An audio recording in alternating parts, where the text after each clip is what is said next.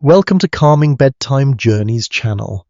Tonight we step quietly into a medieval peasant village and ask a surprisingly important question. How did ordinary people stay warm when winter winds rattled wooden walls, when snow drifted across muddy paths, and when central heating belonged to absolutely nobody? Picture a dark countryside beneath a pale moon. Smoke curls upward from low cottages topped with thick thatch. Inside, families gather around glowing fires while cold air prowls just beyond the doorway. The warmth is real, but so is the challenge. Every spark matters. Every bundle of firewood matters. Every clever household habit matters. As you settle in, you may discover that medieval peasants were far more resourceful than popular imagination suggests. Life was difficult, certainly, but it was rarely as simple as freezing miserably through every winter night. So, before you settle into this story, take a second to like the video and hit subscribe. And let me know in the comments where you're listening from and what your local time is right now. Now, dim the lights and imagine yourself standing at the edge of a small village sometime during the late Middle Ages. The evening sky has already begun fading into deep blue. A faint chill brushes your cheeks as you follow a narrow dirt path between fields resting after harvest. The scent of damp earth lingers in the air. Somewhere nearby, a dog barks once before deciding further effort seems unnecessary. Ahead, several cottages sit clustered together like patient old companions. Their roofs are thick with straw thatch. Their walls appear uneven in the fading light. Thin streams of smoke rise into the still evening air. You walk toward one of them, at first glance. The building seems surprisingly small. Modern expectations can be deceptive. Many peasant homes consisted of only 1 or 2 rooms. Space was precious. Building materials required labor. Every wall demanded maintenance. Yet this modest structure contains one powerful advantage: compactness. A smaller interior trapped warmth more effectively than a sprawling building. Every person, every animal, every cooking fire contributed heat to the enclosed space. As you approach the doorway, you notice the smell first. Wood smoke, not the pleasant fragrance associated with modern fireplaces during holiday seasons. This smell is stronger, earthier. It clings to clothing, hair, furniture, and walls. It has become part of daily life. You duck your head and step inside. The interior glows with flickering orange light. A fire burns in the center of the room. Its flames dance beneath a haze of smoke drifting upward toward the roof. Your eyes need a moment to adjust.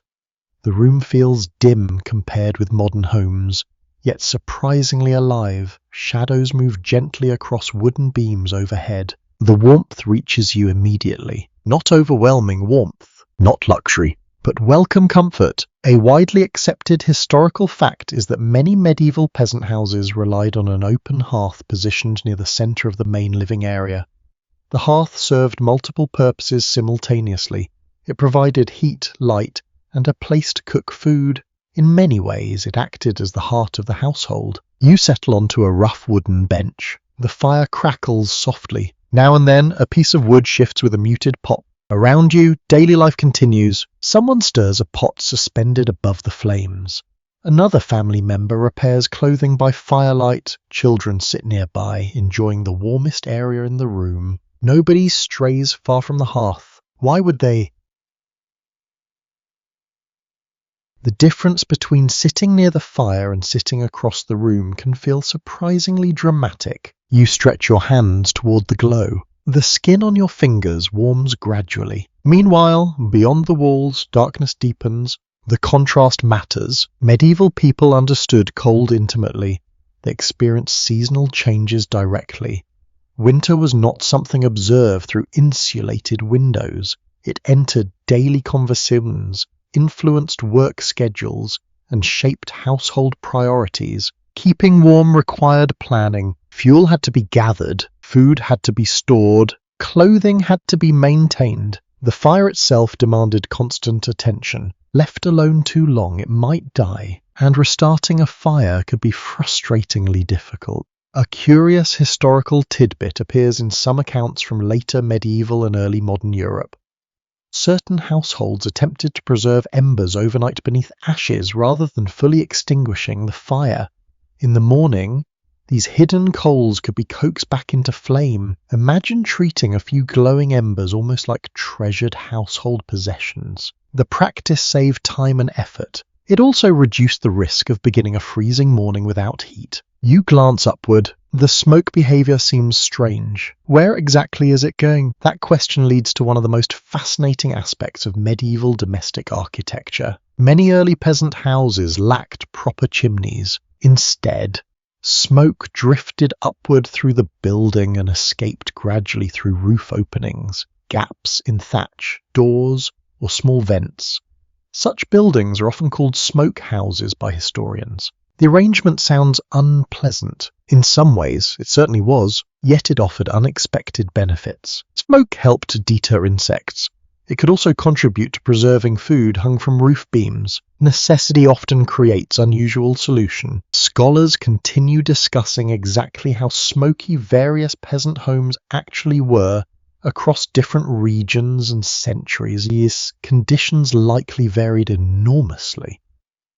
Some houses may have been quite uncomfortable by modern standards, while others featured ventilation systems more effective than people often assume. The truth probably lies somewhere between popular extremes. You listen carefully. The room produces a gentle orchestra of sounds. Wood crackling, quiet conversation, a spoon scraping a cooking pot, the occasional rustle of straw scattered across parts of the floor. Outside, the wind begins strengthening. You hear it brushing against the thatch overhead. The family notices but does not seem concerned. This house has faced many winters. Generations have likely repaired these walls. They have replaced sections of roof. They have learned where drafts enter and how to reduce them. Survival rarely depends upon one grand invention. More often, it depends upon hundreds of small adjustments accumulated through experience. The fire brightens briefly. Golden light flickers across weathered faces. You begin realizing something important. The medieval peasant house was not designed to eliminate winter completely. That would have been impossible. Instead, it was designed to negotiate with winter, to resist it, to soften its harshest edges, to create a pocket of warmth within a much colder world. And as evening settles fully over the village, with smoke drifting into the dark sky above and firelight glowing behind tiny openings in cottage walls, you find yourself drawn closer to that hearth, closer to the warmth, closer to the people who depended upon it, because inside this humble room, surrounded by wood smoke, flickering shadows, and centuries of practical wisdom, the story of staying warm is only beginning. The fire continues glowing behind you as the evening deepens. You remain inside the cottage for a while, enjoying the gentle warmth spreading through the room. Yet your attention gradually shifts away from the flames themselves and toward the building surrounding them. After all, a fire alone cannot explain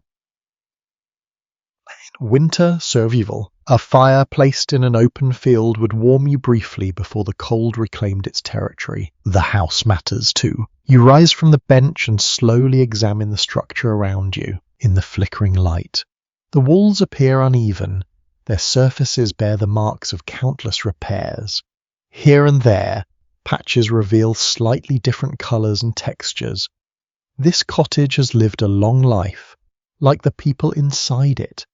The building carries scars earned through experience. The first thing you notice is thickness. The walls are not thin wooden panels. They consist of heavier materials designed to stand against weather year after year. In many parts of medieval Europe, peasant houses were built using wattle and daub construction. A framework of woven wooden strips formed the skeleton. This lattice was then coated with a mixture containing clay, mud, straw, and sometimes animal dung. That last ingredient rarely appears in romantic paintings. History can be inconveniently practical. Once dried, however, the material created surprisingly sturdy walls. These surfaces helped reduce drafts and offered a measure of insulation against winter conditions. You run your fingers across a section of wall. The texture feels rough. Cool but not icy, the cottage seems to breathe quietly around you. Outside, a stronger wind passes across the village. You hear it rustling through nearby trees. Yet inside, only a faint reminder reaches your ears. Not perfect protection, still protection. That distinction matters. Many modern people imagine medieval peasant homes as miserable huts, barely capable of keeping out the elements. Reality was often more complicated. These buildings represented generations of accumulated knowledge. Villagers understood local weather patterns. They knew which materials performed best. They learned through trial, error, and necessity. A commonly accepted historical observation is that medieval builders frequently used locally available resources. Stone dominated some regions, timber appeared in others. Earth-based construction remained widespread where suitable materials existed. The result was remarkable variety. A peasant cottage in northern England might differ significantly from one in southern France or central Germany, yet all shared a similar purpose, creating shelter that could conserve precious warmth. Your gaze drifts upward. The roof deserves special attention. Above your head rests a thick layer of thatch made from straw, reeds, or other plant materials. From a distance, thatched roofs appear charming. Up close, they reveal an impressive piece of practical engineering. The packed vegetation traps pockets of air throughout its structure. Air, when contained, becomes a useful insulator. The roof therefore helps slow the escape of heat rising from below. You imagine winter snow settling across the thatch. The thick covering beneath provides a barrier between the household and the freezing world overhead. There is something oddly comforting about that thought. The family beneath, the storm above, the roof standing between them. Not every scholar agrees on exactly how efficient various thatching methods proved in different climates. Surviving evidence remains uneven. Regional practices changed over centuries.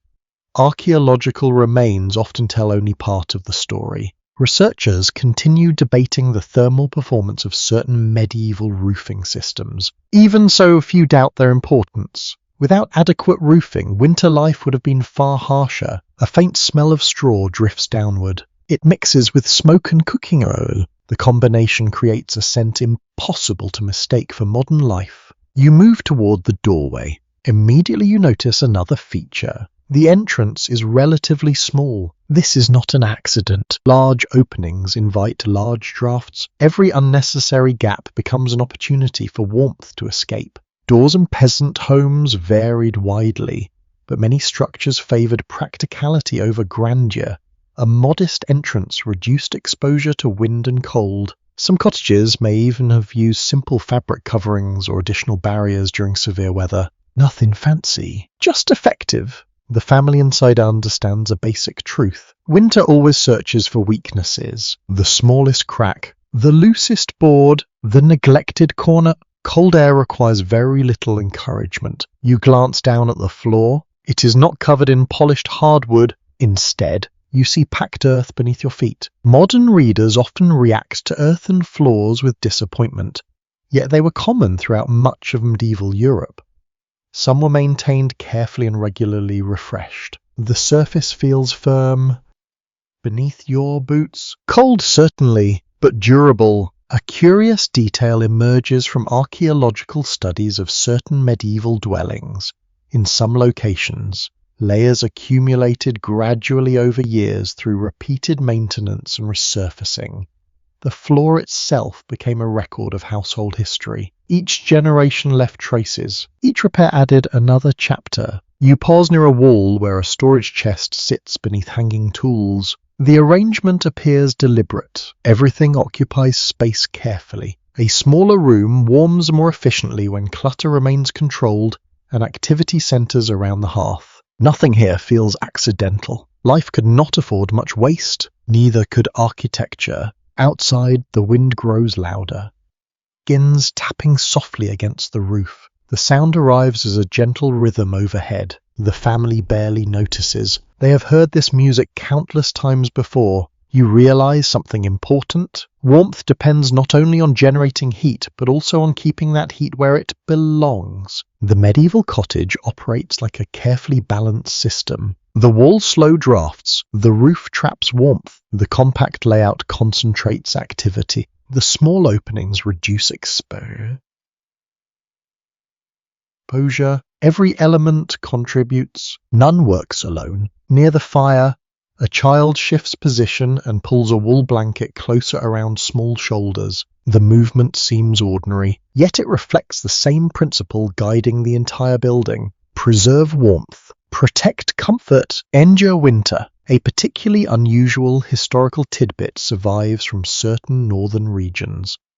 Some communities reportedly used turf, sod, or earth-covered structures that blended remarkably well into the landscape.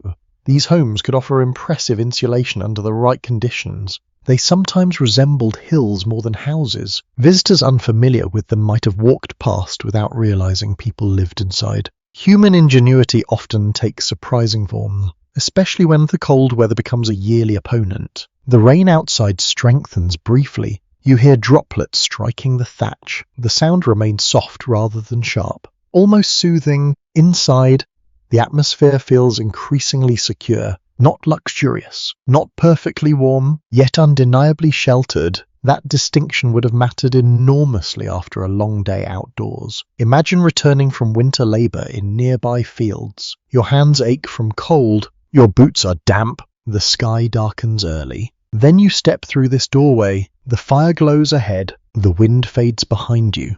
The roof holds firm overhead. At that moment, the cottage becomes more than a building. It becomes refuge, and perhaps that is the greatest architectural achievement of all. Not elegance, not grandeur, simply the ability to create a small island of warmth in a season determined to erase it. As the rain continues falling beyond the walls and the fire casts dancing patterns across the room, you settle once more beside the hearth. Now you understand that the warmth surrounding you comes not only from burning wood, it comes from generations of builders, families, and villagers who learned exactly how to stand their ground against winter. The rain outside eventually softens into a distant whisper. Inside the cottage, however, one thing remains constant. The fire. You settle closer to the hearth, instinctively seeking the warmest place in the room. The family does exactly the same. Nobody announces the decision. Nobody needs to. Human beings have been gravitating toward fires for so long that the habit feels older than memory itself. The flames flicker and sway. Orange light dances across the walls. Smoke drifts lazily upward. A few sparks leap briefly before vanishing into the darkness above. The entire room seems organized around this single glowing center, and in many ways, it is for medieval peasants. The hearth was not simply a source of warmth. It was the household's anchor. Daily life revolved around it from dawn until sleep. You stretch your hands toward the flames. The heat touches your skin immediately. Your face feels warm while your back remains cooler. Medieval heating rarely produced even temperatures. Warmth existed in layers and pockets. A person sitting beside the fire enjoyed a very different experience from someone standing near a distant wall. The contrast is surprisingly noticeable. A few feet can make all the difference. A well-established historical fact is that the open hearth served multiple functions simultaneously in medieval peasant homes. It provided heat, light, cooking capability, and a gathering place for social activity. Few household features were more important. Without the hearth, winter life would have become dramatically more difficult. You watch a woman stir a thick pot hanging above the flames. The contents release a savory aroma into the room. Vegetables, grains, perhaps a small amount of meat if circumstances have been favorable. The scent mingles with wood smoke and creates an atmosphere both comforting and practical. Nothing here exists solely for decoration. Everything serves a purpose. The fire itself requires constant attention. That may be one of the first surprises for modern visitors. A medieval hearth is never truly finished. Someone must monitor the wood. Someone must adjust burning logs. Someone must ensure sparks do not create danger. The responsibility passes naturally between household members throughout the day. The fire demands companionship. Left alone too long, it may reward neglect with inconvenience. Or worse, you hear a soft crack. One of the logs splits slightly as moisture trapped inside turns to steam. The sound echoes briefly through the cottage. Then quiet returns. The rhythm of the hearth becomes almost hypnotic. Crackle, pop, glow, silence. You begin understanding why fires appear so often in stories, songs, and memories. Watching flames encourages reflection. Hours can pass surprisingly quickly beside a hearth, especially during winter. Outside, darkness presses against the walls. Inside, the fire creates a tiny world of light. A curious historical detail survives in various records and traditions. In some regions, families attributed special significance to the household fire. Certain customs surrounded maintaining it, protecting it, or rekindling it after special occasions. The exact practices varied widely, but the emotional importance of the hearth often extended beyond simple practicality. The fire fed the family. The fire protected the family. The fire became part of family identity. That relationship carried weight. A child nearby edges closer to the warmth. No one objects. The best seats belong to whoever feels coldest. An entirely reasonable system. You glance upward toward the smoke-darkened roof beams. Years of exposure have stained the wood almost black. The effect may seem unattractive by modern standards, yet it tells a story. Countless fires have burned beneath these beams. Countless meals have cooked here. Countless winters have passed overhead. The house remembers. Some researchers have noted that prolonged exposure to smoke likely created health challenges for many medieval households. Yet the extent of those effects remains difficult to measure precisely. Surviving evidence is incomplete, and living conditions varied enormously across regions and centuries. Experts continue examining how smoke affected daily life in different communities. The answer remains complex. History rarely provides neat conclusions. The fire brightens suddenly as another log is added. Fresh flames leap upward. Warmth spreads outward. The family barely notices the action. Experience has made the process automatic. You realize how much knowledge surrounds something as simple as keeping a fire alive. Which wood burns longest? Which wood creates excessive smoke? Which kind ignites quickly? Which logs should be saved for the coldest nights? Generations learned these lessons through practice rather than books. Winter offered frequent examinations. Failure carried consequences. Success brought comfort. The cottage grows quieter. The meal continues cooking. Outside, wind brushes gently across the thatch. Inside, shadows move across hanging tools and wooden furniture. Everything feels calmer now. The fire encourages that feeling. Perhaps that explains why hearths became centers of storytelling. After sunset, opportunities for work diminished. Artificial lighting remained limited and expensive. Families often gathered near the brightest source available. The hearth naturally became the evening stage. Stories emerged, songs appeared, advice passed between generations. Children listened, adults remembered, knowledge travelled through conversation, and all of it happened beside the flames. A particularly charming tidbit appears in some folklore traditions. Certain tales warned children not to misbehave near the hearth because spirits, magical beings, or household creatures might be watching from the shadows. Whether anyone truly believed such stories varied from place to place. The stories survived because they entertained, and perhaps because they kept children from getting too close to fire. Practical parenting occasionally disguises itself as mythology. You smile at the thought. A parent inventing supernatural consequences to discourage dangerous behavior feels surprisingly timeless. Some things never change. The fire settles into a steady burn. Its glow reflects softly across faces throughout the room. Nobody rushes. Nobody hurries toward the next task. Winter evenings encourage patience. There is nowhere else to be. The weather outside has already made that decision. You lean slightly closer. The warmth reaches your hands again. Not overwhelming, just enough. The perfect amount for a cold evening, and perhaps that is another lesson hidden within medieval life. People did not necessarily expect constant comfort. They sought sufficient comfort, enough warmth, enough food, enough shelter. The hearth delivered exactly that. Reliable rather than luxurious, essential rather than extravagant. As the evening continues, you begin seeing the fire not as a household feature, but as a companion. A demanding companion, certainly. One that consumes fuel constantly. One that requires supervision. One that occasionally fills the room with unwanted smoke. Yet a companion all the same. Without it, the cottage would become colder, darker, quieter, and far less welcoming. With it, winter becomes manageable. The flames continue their slow dance. The pot simmers gently overhead. The family settles into familiar routines, and surrounded by crackling wood, warm light, and centuries of accumulated wisdom, you understand why the hearth remained the true heart of the medieval peasant home. The evening slowly gives way to night. The cooking pot has been emptied. Conversations have softened. Outside, the village rests beneath darkness and cold air.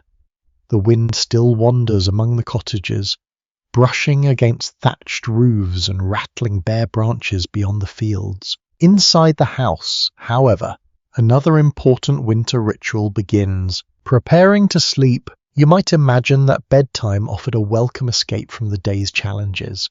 In some ways it did. Yet medieval winter nights presented their own difficulties. Once activity slowed and bodies became still, cold seemed to notice. It crept closer. It settled into corners. It tested every layer of clothing and every blanket available. The family near the hearth understands this perfectly. Nobody rushes towards the separate bedrooms because there are very few separate rooms to begin with. Space remains limited. Privacy exists in smaller quantities than most modern people would tolerate. Warmth takes priority. You watch as bedding is arranged near the areas most likely to retain heat. Straw mattresses are adjusted. Blankets are shaken out. Wool coverings appear from storage chests. The preparations seem familiar through repetition. They have done this hundreds of times, perhaps thousands. A recurring theme in historical evidence is that medieval peasant households often shared sleeping spaces extensively. Entire families might sleep in a single room, especially during colder months.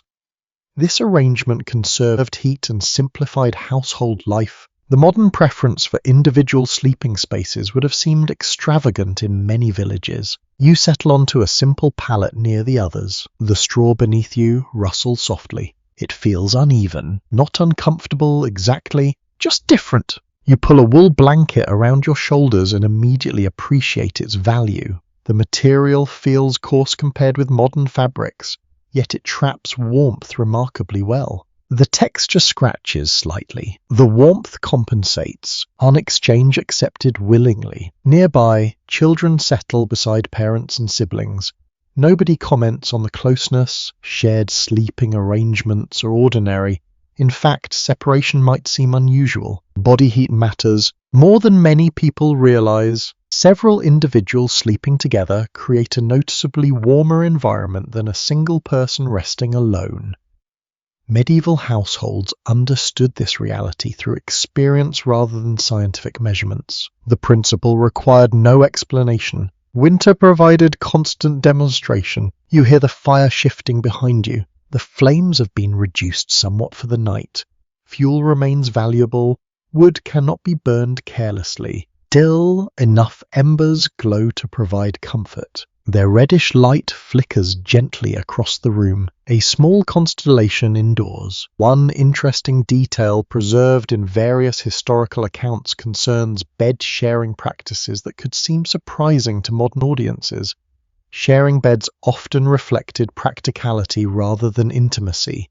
Travelers, relatives, workers, and family members sometimes slept together simply because space, warmth, and resources demanded efficiency. Comfort had different definitions. Necessity often shaped them. You adjust your blanket slightly higher. The room feels cooler now that activity has ended. Yet the gathered sleepers create their own warmth. Breathing, resting, existing together beneath layers of wool and linen. The atmosphere changes. The cottage grows quieter with every passing minute. A child murmurs briefly in sleep. Someone coughs once. The fire gives a faint crackle. Then silence returns. Yell begin noticing how darkness transforms the house. Earlier, the room seemed busy and practical. Now it feels almost protective. The walls hold back the cold. The roof shields everyone beneath it. Even the remaining embers appear to stand watch. Outside lies winter. Inside lies shelter. The distinction feels profound. Research generally supports the idea that wool served as one of medieval Europe's most valuable textiles for cold weather. Unlike linen, which remained common for undergarments and warmer seasons, wool excelled at retaining heat. Its importance can hardly be overstated. A household possessing quality woolen blankets owned a genuine advantage during winter. You run your fingers across the fabric again. The fibers feel dense, substantial, dependable, the kind of material designed for survival rather than fashion. Although fashion existed too, of course, humans remain humans. The Middle Ages. Beyond the walls, a stronger gust of wind arrives. You hear it moving across the roof. The sound resembles distant waves. For a moment, everyone remains still. Then the house settles again. These noises are familiar companions. No cause for concern. Yet historians examining medieval domestic life do not always agree on how comfortable sleeping conditions truly were across different regions and social circumstances. Some interpretations emphasize hardship, while others suggest that well-managed households could create surprisingly effective sleeping environments despite limited technology. The reality likely varied enormously. Weather varied, housing varied, resources varied, human experience varied as well. You close your eyes briefly. The smell of smoke lingers in the air, not overpowering now, just present, a permanent resident of the cottage. Wood smoke has woven itself into the fabric of daily life. It clings to blankets, clothing, hair, and walls. Medieval villagers probably noticed it far less than modern visitors would. Familiar scents often disappear from conscious attention. Another unusual detail appears in some later records from Europe. People occasionally used bed curtains, enclosed sleeping spaces, or canopied arrangements to trap warmth around the sleeper. Such solutions appeared more commonly among wealthier groups, but the underlying idea reveals something important. People constantly searched for ways to hold on to heat. Even a small improvement mattered, especially during long winters. The embers continue glowing softly. Their light now seems gentler than before. You notice how everyone naturally positioned themselves to benefit from remaining warmth. Nobody measured distances. Nobody calculated airflow. Experience handled those decisions. Generations had already performed the experiment. The results became habit. That process fascinates you. Much of medieval knowledge never appeared in books. It traveled through observation, imitation, and repetition. Children learned by watching parents. Parents learned from grandparents. Winter wisdom accumulated quietly. One evening at a time, the cottage feels almost peaceful now. The earlier sounds of work have vanished. No stirring pots, no conversation, no mending needles moving through cloth. Breathing. Only embers.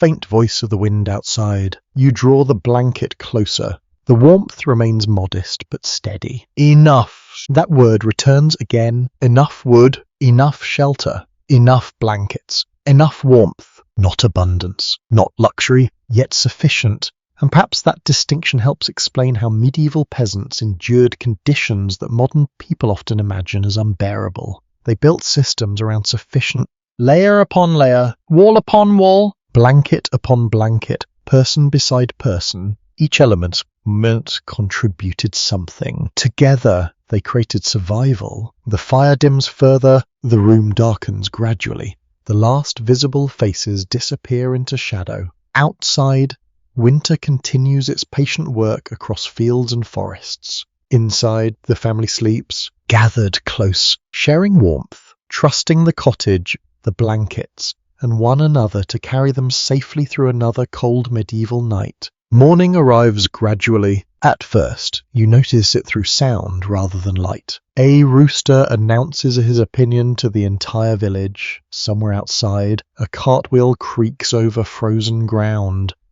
The wind has weakened during the night, leaving behind a crisp stillness that settles across the countryside. Inside the cottage, the household begins stirring beneath blankets. The embers survived. That alone feels like good news. A family member kneels beside the hearth and carefully feeds small pieces of wood into the ashes. Soon a faint glow brightens. Then a flame appears, moments later. Warmth begins spreading once more through the room. Another winter day has begun. You rise slowly from your sleeping place and notice how everyone dresses before fully engaging with the morning. Clothing serves as the first line of defense against the cold, before the fire strengthens, before breakfast cooks, before work starts. There are layers to put on. The process is practical and deliberate. Nobody treats clothing as an afterthought. In medieval society, garments represented labor, resources, and survival. A well-made piece of clothing might require significant effort to produce. Fibers had to be gathered, spun, woven, cut, and sewn. Every layer mattered. You pull on a linen undergarment. The fabric feels smooth compared with the wool blankets from the night before. Linen remained common throughout medieval Europe because flax could be cultivated in many regions and transformed into useful textiles. Yet linen alone would not satisfy winter's demands. Additional layers soon follow. A pattern repeatedly observed in historical sources is that medieval people often relied on multiple garments worn together to regulate body temperature. Layering created pockets of trapped air, helping retain warmth throughout the day. The concept remains familiar today. The materials have changed. The principle has not. You reach for a woolen tunic. Immediately the difference becomes obvious. The fabric feels heavier, thicker, more substantial. The fibers hold warmth effectively even when conditions become unpleasant. Wool possesses qualities that made it extraordinarily valuable in pre-modern life. It insulates well and can continue providing warmth even when damp. For a medieval peasant, that characteristic could prove extremely important. Winter rarely respected personal preferences. You slip the garment in over your shoulder. The chill retreats slightly, not completely, just enough. Nearby, the rest of the household follows similar routines.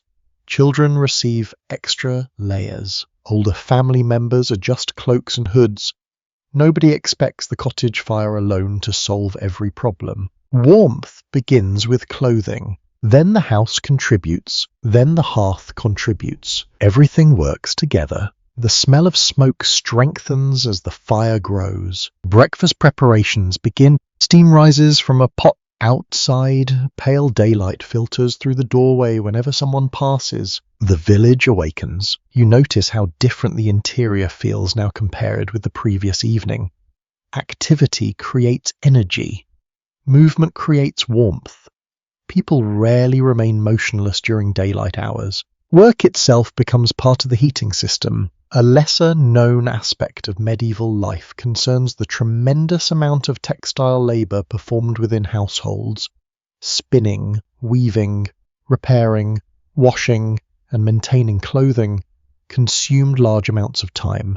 Warm garments did not appear magically from a market stall. Someone had to create them, usually through countless hours of effort. That reality makes every cloak and blanket seem more impressive. You glance toward a woman repairing a sleeve near the fire. Her hands move confidently through the fabric. Needle, thread, pull, repeat. The task appears ordinary, yet the finished garment may protect someone through an entire winter. Small actions sometimes carry enormous consequences. The growing daylight reveals additional clothing details. Hoods, cloaks, stockings, head covering. Each serves a practical role. Exposed skin loses heat quickly.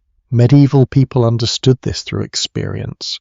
covering the head, neck, and extremities helped preserve precious warmth. Nobody needed a scientific explanation. The cold provided regular demonstration. The evidence leaves room for interpretation, especially regarding regional variation. A winter outfit in Scandinavia likely differed from one in southern Italy. Climate encouraged creativity. You step closer to the doorway. Cold air brushes against your face immediately. The contrast surprises you. Only a few steps separate comfort from discomfort. You pull your hood tighter. Problem solved, at least temporarily. A charming detail survives from various medieval traditions involving gifts of clothing or textile goods. Receiving a warm cloak, blanket, or pair of stockings could represent genuine generosity. Such items possessed real value. Far more value than many modern garments. The labour invested in them demanded respect. Perhaps that explains why clothing appeared so frequently in wills, inventories, and family exchanges. Good garments were assets, not disposable purchases. Inside the cottage, breakfast finally reaches the table. Simple food. Warm food. Exactly what a winter morning requires. As you eat, you notice another benefit of layered clothing. The garments help retain heat generated by the body itself. Sitting near the fire feels pleasant, but clothing allows warmth to travel with you. An extremely useful feature, especially when outdoor work awaits. The village beyond the cottage has already begun moving. Farmers inspect animals. Children run errands. Smoke rises from neighbouring homes. Across the settlement, hundreds of layers of wool and linen perform their quiet duty. Protecting, insulating, enduring. Researchers examining surviving textile fragments often express admiration for the skill involved in medieval cloth production. Even simple garments could represent significant craftsmanship. Materials varied greatly in quality, but knowledge of spinning, weaving, and sewing spread throughout society. The results helped entire communities survive. Not glamorous work, essential work. You finish your meal and stand near the hearth once more. The warmth feels different now. Earlier, it compensated for the night's chill. Now it supplements the protection already provided by your clothing. Together they create a comfortable balance. The house, the fire, the garments, each supports the others. That interconnected system appears again and again throughout medieval life. Rarely does one solution stand alone. Winter demanded cooperation between resources. As the morning advances, sunlight begins touching the frost outside. The village grows brighter. The sounds of daily labour increase steadily. You pull your cloak around your shoulders and prepare to step outdoors. The wool feels reassuring. The hood frames your face. The cold waits beyond the doorway. Yet it seems less intimidating now. Because you understand something the villagers understand. Warmth is not a single thing. 'Tis a collection of choice. A blanket at night, a cloak during the day. A well-built cottage, a carefully tended fire, layer upon layer, thread upon thread, all working together against the winter air. And as you leave the cottage behind for a little while, wrapped in the accumulated wisdom of generations who mastered the art of staying warm, the morning no longer feels quite so cold. The cold air outside feels sharp and clean. You leave the cottage wrapped in wool and follow a narrow path through the village. Frost sparkles across patches of grass. Thin smoke rises from dozens of rooftops, drifting lazily into the pale winter sky. The day appears peaceful, yet one of the village's most important sources of warmth is not immediately obvious. It stands quietly in nearby sheds. It grazes in enclosed fields. It chews thoughtfully without any concern for historical documentaries. The animals. You walk toward a small outbuilding where several livestock are sheltered from the weather. The smell reaches you before the structure itself. Hey, earth. Animal musk. The scent is strong but familiar. To medieval villagers, it would have signaled security rather than inconvenience. Inside, a cow shifts its weight slowly. A few sheep huddle together in a corner. Their breath forms faint clouds in the chilly air. The space feels noticeably warmer than the open countryside outside. Not hot, just warmer. Living bodies generate heat continuously. A useful fact, an often overlooked fact. As you stand among the animals, you begin noticing how much energy surrounds you. Every creature breathes. Every creature produces warmth. Every creature contributes to the surrounding environment. In a world where heating required constant labor, that warmth had value. Evidence from many regions suggests that livestock frequently occupied buildings close to human living spaces. In some areas, animals shared structures with people through various arrangements, while elsewhere they remained separated by walls or adjacent buildings. The exact configurations varied considerably. Climate influenced choices, tradition influenced choices, available resources influenced choices. Nothing was universal. You rest a hand against a wooden partition. The timber feels cool, but not freezing. Beyond it, a cow exhales heavily. The sound resembles a slow sigh. You cannot help but appreciate the animal's contribution to village life. Livestock provided milk, wool, labor, manure, and food. Their role extended into nearly every aspect of medieval survival. Warmth formed part of that larger picture. Not the entire picture, still an important part. An intriguing question continues to attract scholarly attention. To what extent did medieval peasants deliberately use animal body heat to warm human living areas? The surviving evidence points in different directions depending on region and period. Researchers remain divided on how widespread certain arrangements truly were. Some interpretations emphasize close integration between human and animal spaces.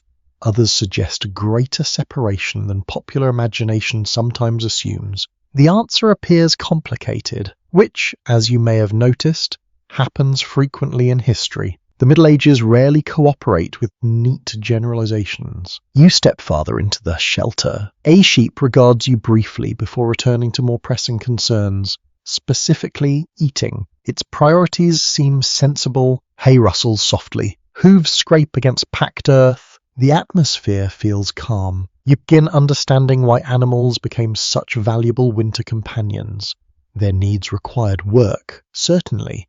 They consumed resources. They created messes. They also represented wealth. A family that protected its livestock protected part of its future. Harsh winter threatened both humans and animals alike. Everyone shared the challenge. One fascinating detail appears in accounts from certain colder regions. Some households designed buildings so that animal shelters occupied lower sections while human quarters remained above.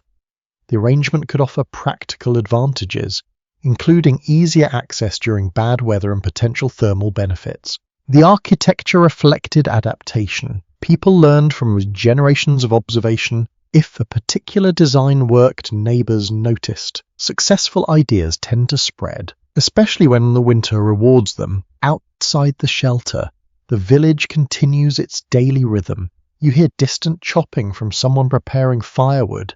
A dog barks near a fence. A cart rattles across frozen ground. Life goes on. Winter does not stop work. It merely changes the condition. You watch a farmer carrying feed toward another enclosure. The task appears routine, yet it highlights an important reality. Animals required care throughout the cold season. Shelter had to be maintained. Food had to be stored. Water sources sometimes froze. Keeping livestock alive demanded effort, significant effort. The reward justified it. A recurring observation in rural history is that winter preparation often began months earlier. Hay had to be gathered during warmer seasons. Fodder needed storage. Buildings required repair before storms arrived. Cold weather exposed mistakes quickly. Preparation reduced risk. You glance toward the cattle again. Their thick winter coats seem remarkably effective. Nature provided them with insulation that humans occasionally envied, perhaps not during stable cleaning, but certainly during snowstorms. A charming little anecdote appears in some European folklore involving animals predicting weather changes. Villagers sometimes watched livestock behavior for signs of approaching storms or severe cold. Whether such observations were consistently reliable remains open to question. People believe they noticed patterns. Sometimes they may have. Animals often sense environmental changes humans overlook, or perhaps villagers simply hoped for advance warning. That desire is understandable. Nobody enjoys unpleasant surprises in January. The shelter grows quieter. The animals settle into their routines, chewing, resting, breathing, simple activities, yet together they create a subtle atmosphere of warmth and life. You can feel it, not dramatically. Just enough, the kind of warmth that accumulates gradually, the kind medieval people learned to value. Academic discussion continues around the exact thermal impact livestock may have had on adjacent human living areas. Calculating temperatures for long-vanished buildings presents obvious challenges. Construction methods differed. Animal numbers differed. Ventilation differed. Many variables remain uncertain. The debate itself reveals something interesting. People care about this question because warmth mattered so much. Every possible source deserves attention. Even cows, especially cows, perhaps. You step back outside, the cold greets you immediately. The difference between the shelter and open air becomes obvious once again. A gust of wind sweeps across the village. Your cloak shifts slightly. The contrast strengthens your appreciation for enclosed spaces. The cottage, the barn, the shed, each creates a barrier against winter. Each captures warmth in its own way as you walk slowly back toward the house. Smoke continues rising from chimneys and roof vents throughout the settlement. Families tend fires. Children carry out chores. Livestock remain sheltered nearby. The entire village functions as an interconnected system. People depend on animals. Animals depend on people. Both depend on preparation. Both depend on shelter. Winter encourages cooperation whether one has 2 legs or 4. The cottage door opens as you approach. Warm air brushes your face. Inside, the hearth glows steadily. The familiar scent of smoke and cooking greets you once more. For a moment, you pause at the threshold. Behind you stand the animals whose presence helps sustain village life. Ahead lies the warmth of home. Together, they form part of the quiet, practical network that carried medieval communities through countless winter. By late afternoon, the light has already begun fading. Winter days feel strangely brief. The sun rises reluctantly and seems eager to leave again, long before modern clocks would announce evening. Shadows stretch across the village and settle between cottages. You return indoors as the temperature drops. The familiar smell greets you first. Wood smoke, cooked grain, wool drying near the fire, a faint trace of damp earth carried in on boots. The cottage feels alive. Not noisy, just occupied. The hearth glows steadily at the centre of everything, casting warm light across rough wooden beams and darkened walls. Outside, frost slowly forms along fences and hedges. Inside, another kind of work is about to begin. The evening work. Your attention drifts towards several family members gathering near the fire. One spins wool, another repairs clothing. A third sorts through tools requiring maintenance before tomorrow. Nobody is ill, yet nobody appears hurried. The pace feels measured, comfortably slow. One feature appears again and again in rural historical records. Winter evenings often shifted labour indoors whenever possible. Agricultural work continued, of course, but darkness and weather encouraged tasks suited to the hearth. This created a different rhythm of life. Fields dominated summer, firelight dominated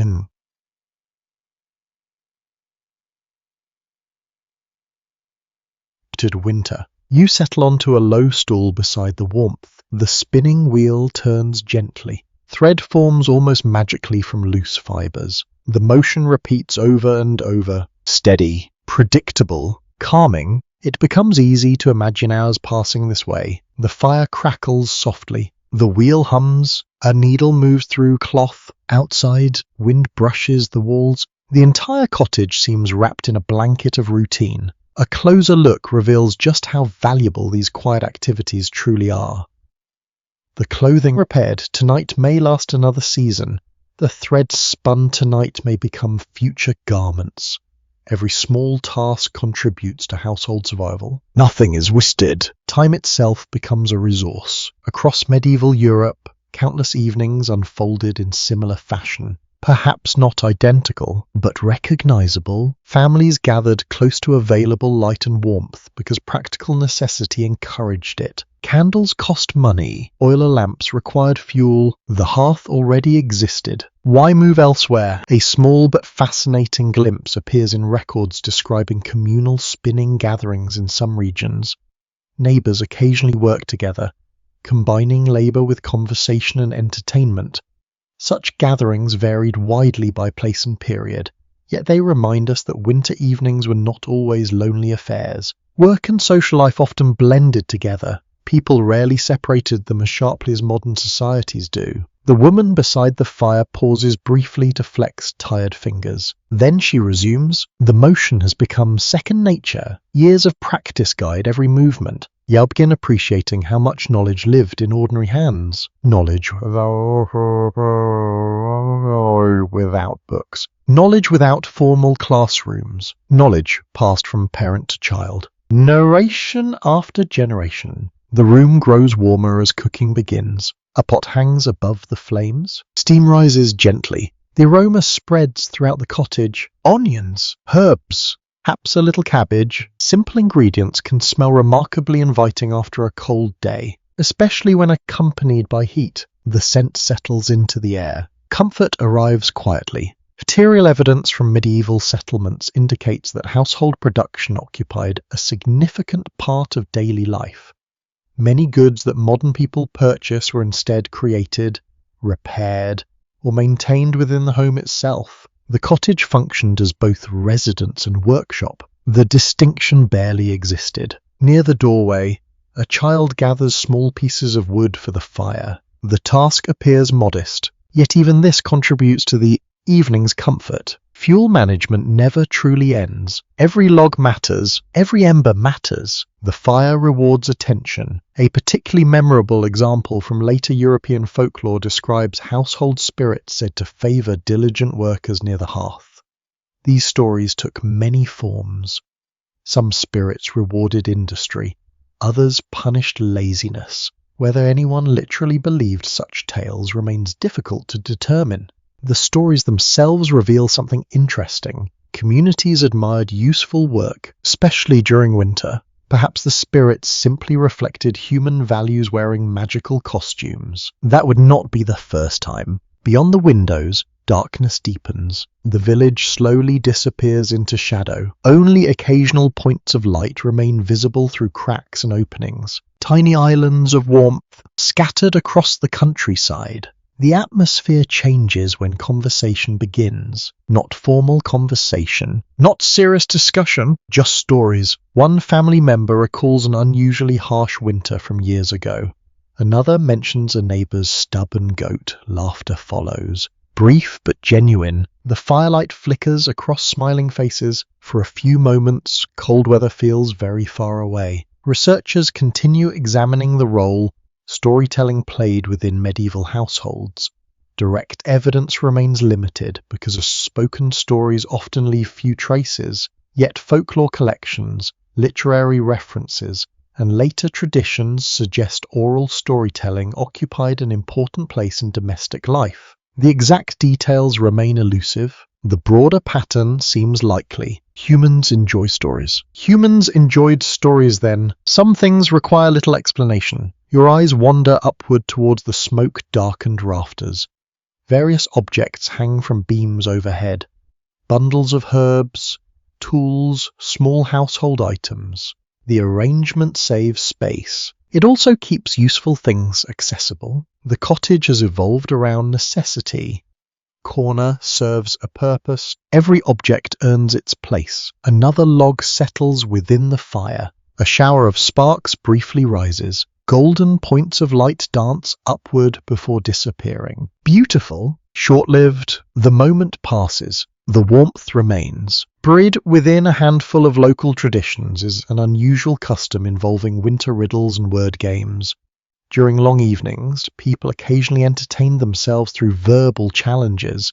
Such amusements required no expensive equipment. Only imagination? On affordable luxury, the meal finally reaches the table. Everyone gathers close. The food is simple. The company is familiar. The room feels warmer than it did an hour ago. Not solely because of the fire, human presence contributes something too. The combination of light, food, work, and companionship creates a kind of warmth impossible to measure with thermometers. Yet everyone recognizes it. Even across centuries, the available evidence leaves several possibilities open regarding exactly how different communities organized their winter evenings.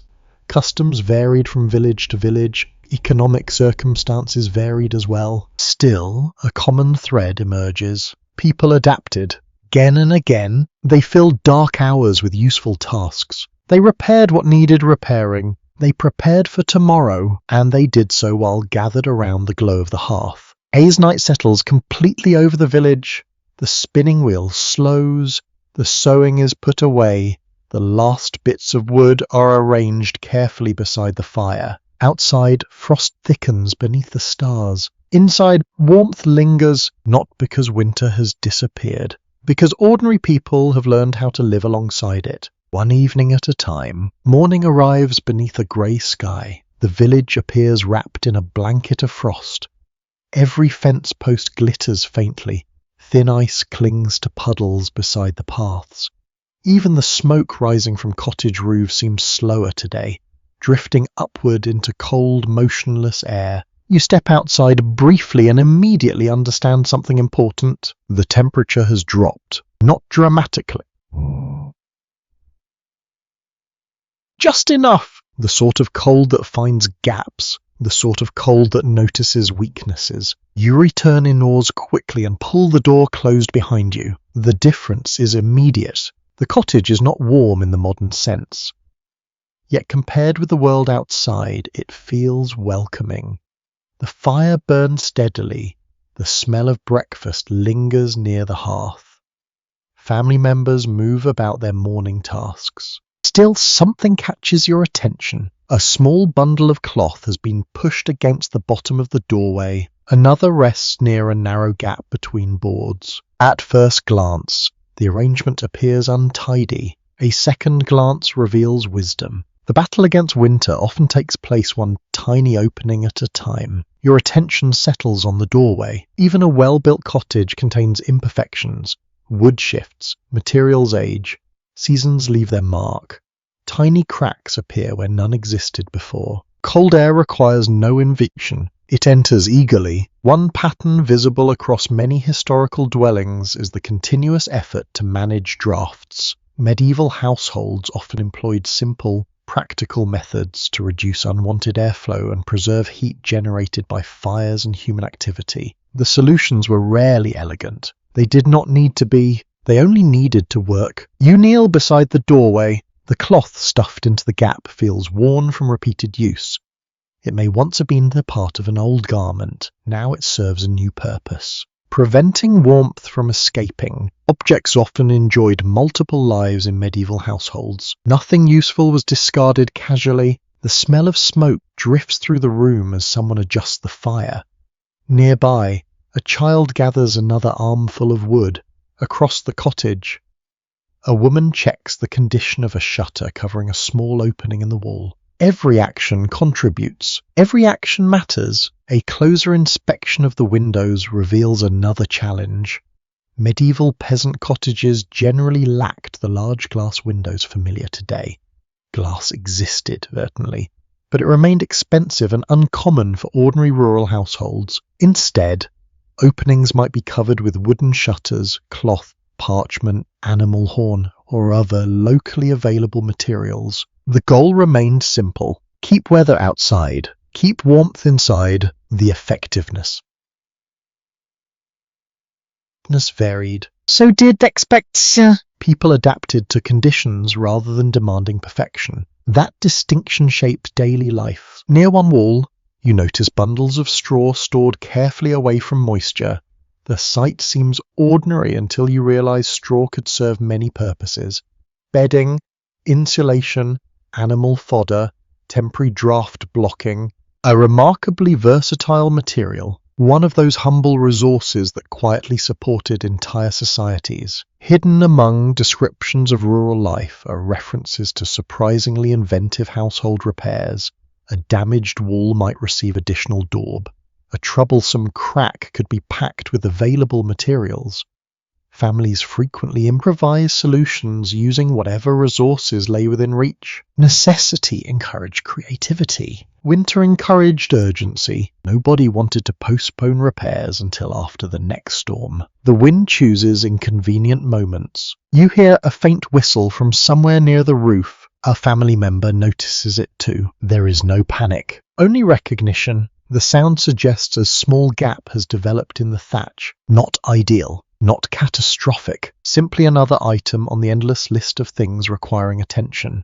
The cottage resembles a living organism in some ways. It ages, it changes, it demands care. Those who ignore it discover consequences quickly. Archaeological studies of medieval houses frequently reveal evidence of repeated maintenance and modification.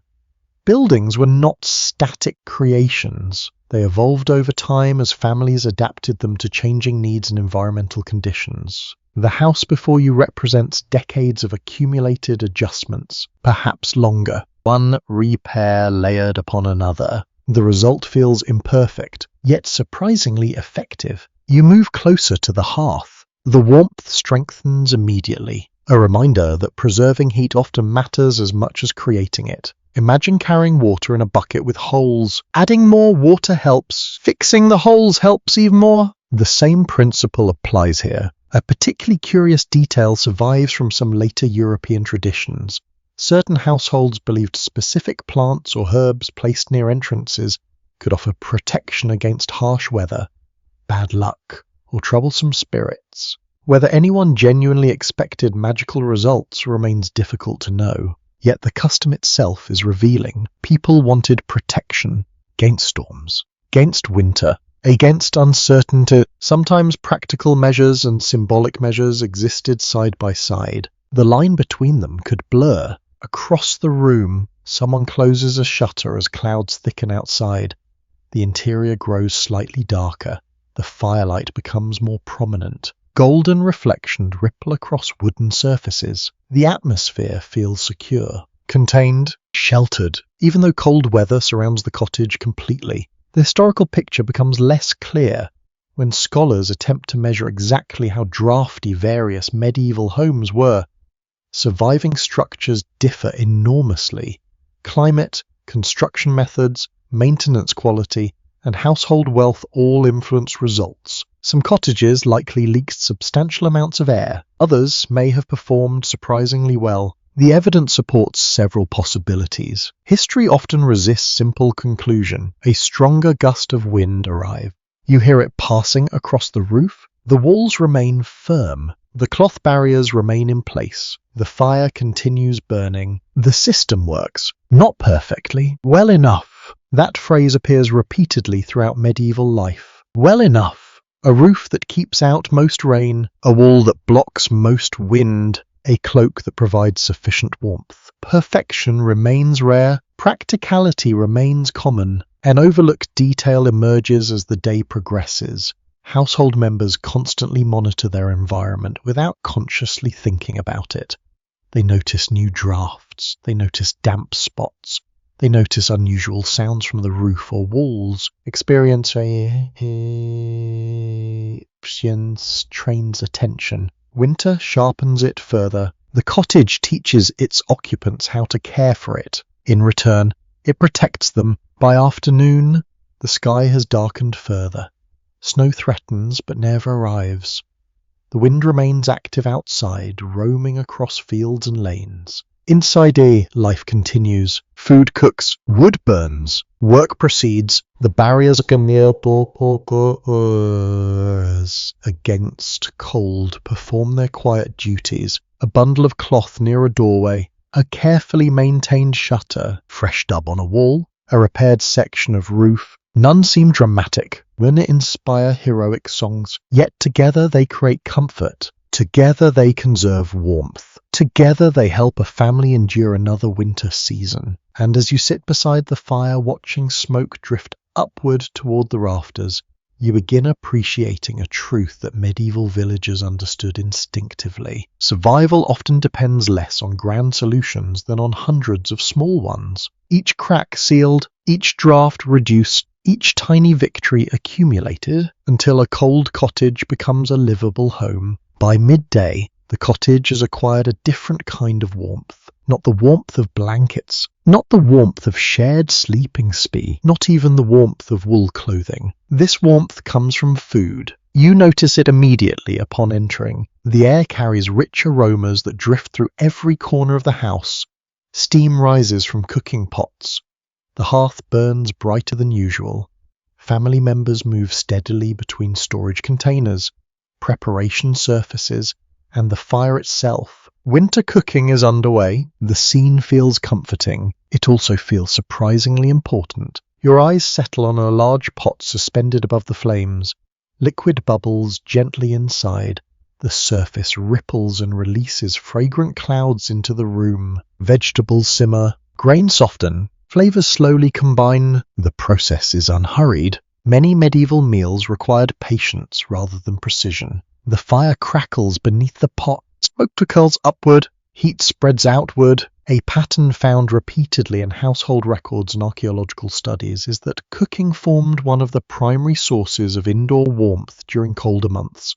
The same fire that prepared meals also heated the living space around it. Efficiency mattered. Fuel represented work. No household wanted separate fires when one could perform several tasks. The arrangement made perfect sense. You move closer. The warmth increases immediately. So does the smell. Onions, leeks, herbs, perhaps a little meat if circumstances allow. Perhaps none at all. Even simple ingredients become inviting after hours over a fire. The scent alone seems capable of raising morale. A child stands nearby, clearly interested in the contents of the pot. The child is not alone. You are interested too. Food possesses a remarkable ability to attract attention, especially during winter. A closer examination of medieval diets reveals enormous regional variation.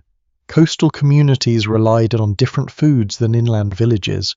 Northern Europe differed from Southern Europe. Wealth influenced options as well. Yet one thing remained consistent. Warm meals mattered, particularly when temperatures dropped. A bowl of hot pottage offered more than nourishment. It offered comfort. You watch as someone adds another piece of wood to the hearth. The flames respond eagerly. Soon the room grows warmer still. Cooking and heating become impossible to separate. They work together naturally. One supports the other. The fire transforms raw ingredients into food while simultaneously protecting the household from the cold. A remarkably efficient partnership. An overlooked detail appears in descriptions of medieval kitchens and hearths. People often spent considerable time near cooking fires because that was where warmth gathered most reliably during the day. Work migrated toward heat. Heat attracted activity. The pattern repeated itself constantly. Sewing near the fire, repairs near the fire, conversation near the foot, life near the fire. Outside, winter waits patiently. Inside, the hearth claims center stage. You hear liquid bubbling steadily. The sound blends with the crackle of burning wood. Together they create a soothing rhythm, almost musical. Across the room, bread dough rests beneath a cloth. Nearby, storage baskets contain vegetables preserved from earlier seasons. Every item reflects preparation carried out months before. Winter meals begin in summer. The connection becomes obvious once you think about it. Food cannot appear from frozen fields. It must be planned, stored, protected. Historical evidence from rural communities consistently highlights the importance of preserving food before winter arrived. Drying, salting, storing, and careful management of supplies helped families survive seasons when fresh resources became less accessible. The pot before you represents months of preparation, not merely today's effort. You lift a wooden spoon briefly and stir. Steam rises toward your face. The heat feels pleasant against your skin. The smell becomes even richer. A simple pleasure, yet deeply satisfying. One colorful detail worth mentioning involves medieval trenchers. In some contexts, thick slices of stale bread served as edible plates beneath food.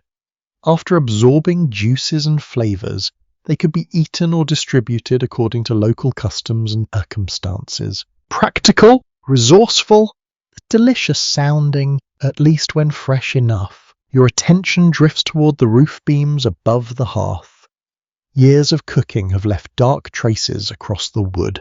Smoke and steam have shaped the appearance of the cottage just as surely as weather shaped the exterior. The house carries evidence of countless meals. Thousands, perhaps. Every family leaves marks. The fire leaves marks too. Researchers studying medieval domestic spaces occasionally encounter challenges when attempting to reconstruct precise cooking arrangements.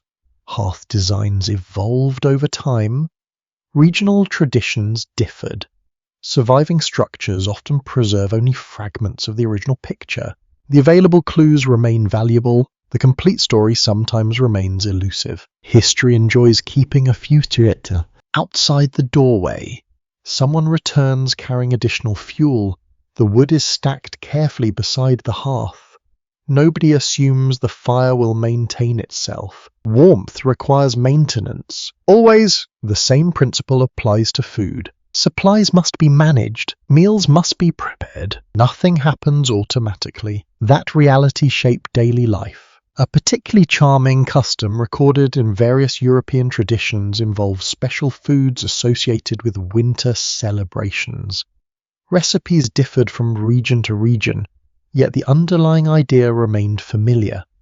Certain meals carried emotional significance because they marked moments of community, survival, and seasonal change. Food nourished memory as well as the body. The pot finally reaches completion. Bowls are distributed. People gather. The meal begins. Steam rises from every serving. The first spoonful feels wonderfully warm. You can almost feel the heat spreading through your chest. There is something deeply reassuring about hot food on a cold day. Modern people understand this easily. Medieval people understood it too. Some experiences require no historical explanation. The cottage feels transformed. Earlier, warmth radiated primarily from the fire itself. Now warmth seems to come from everywhere. From the bowls, from the steam, from the gathered family.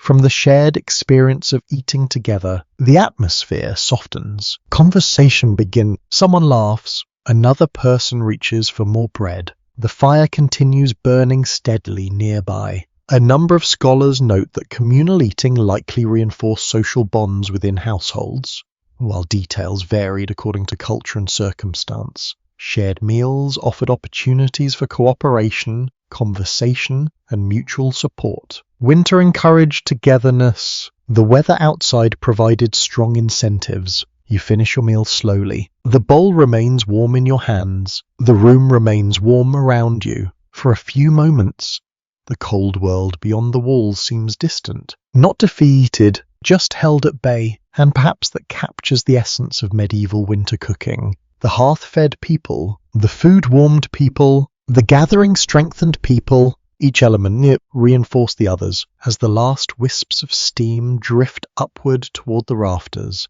and the fire settles into a comfortable glow.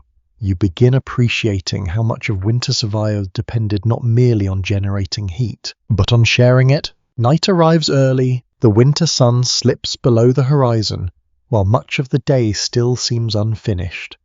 A pale glow lingers briefly over the fields before fading into blue, then grey, then darkness. The village changes character almost immediately. Paths disappear, distant landmarks dissolve into shadow. The world shrinks. You stand outside the cottage for a moment, looking across the settlement. Small threads of smoke continue rising from rooftops. Here and there, faint points of orange light glow through shutters and doorways. Every light marks a household gathered against the cold. Every light represents a fire being tended carefully. The sight feels reassuring. Then a gust of icy wind brushes your face. That is enough outdoor contemplation for one evening. So return inside. The door closes. Warmth greets you once again. Not abundant warmth, reliable warmth, the kind that feels earned. As darkness settles fully around the village, a different challenge begins.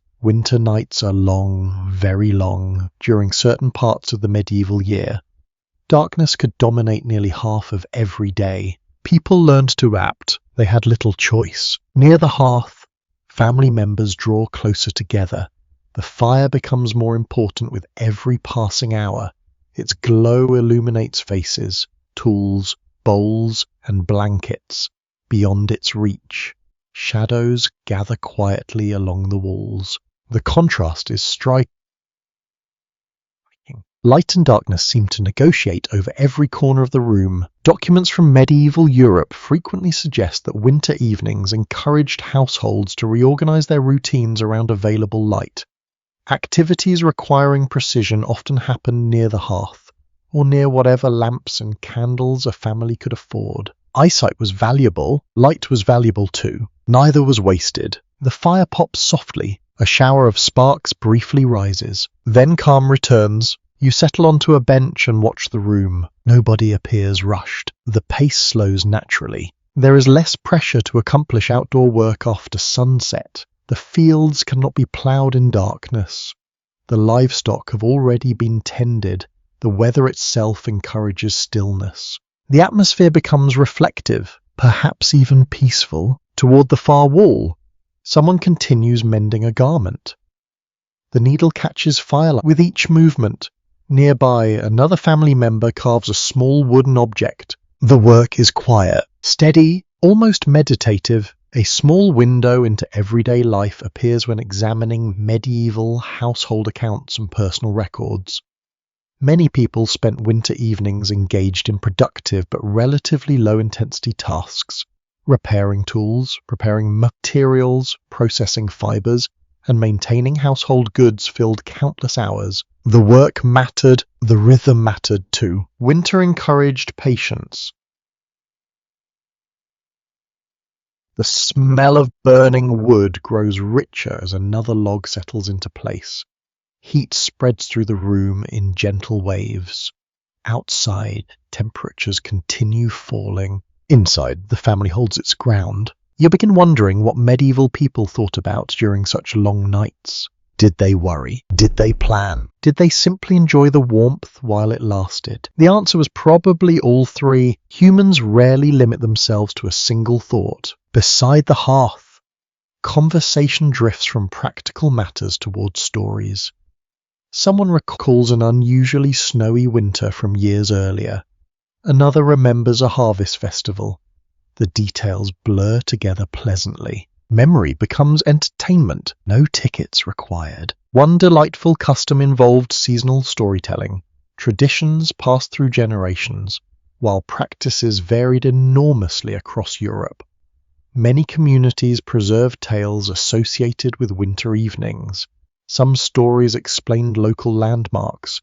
Others featured saints, spirits, heroes, or animals. Not every story needed a lesson. Sometimes a story simply made darkness feel shorter. The fire approves of storytelling, or so it seems. Its crackling provides excellent background music. Across much of Europe, candles remained relatively expensive compared with modern expectations.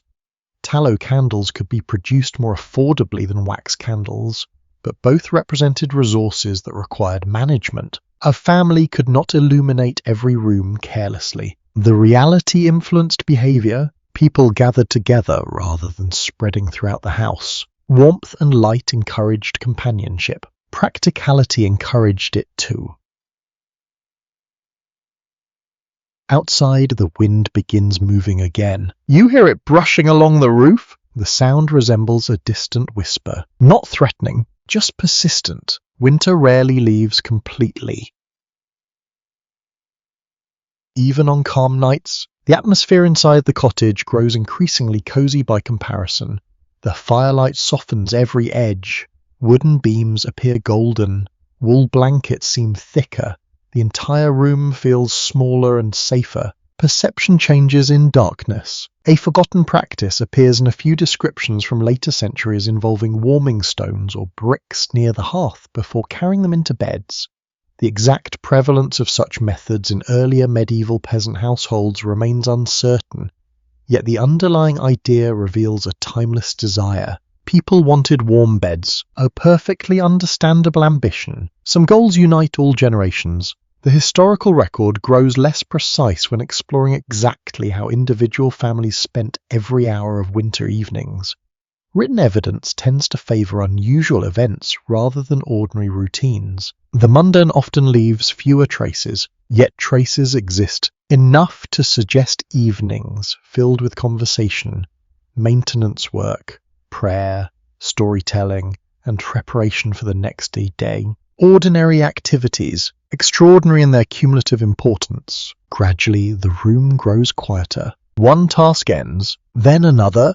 Tools are put away. The final meal has been eaten. The fire remains. Always the fire. It has accompanied every part of the day. Morning, midday, evening, now night. You realize how central it truly is without the hearth.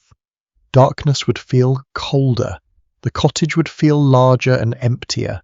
The long winter night would seem far more intimidating. With it, the family possesses an anchor, a dependable centre, a circle of light surrounded by shadow. Near the doorway, a child yawns. Someone laughs softly. The reaction feels familiar across centuries. Night has begun winning the argument.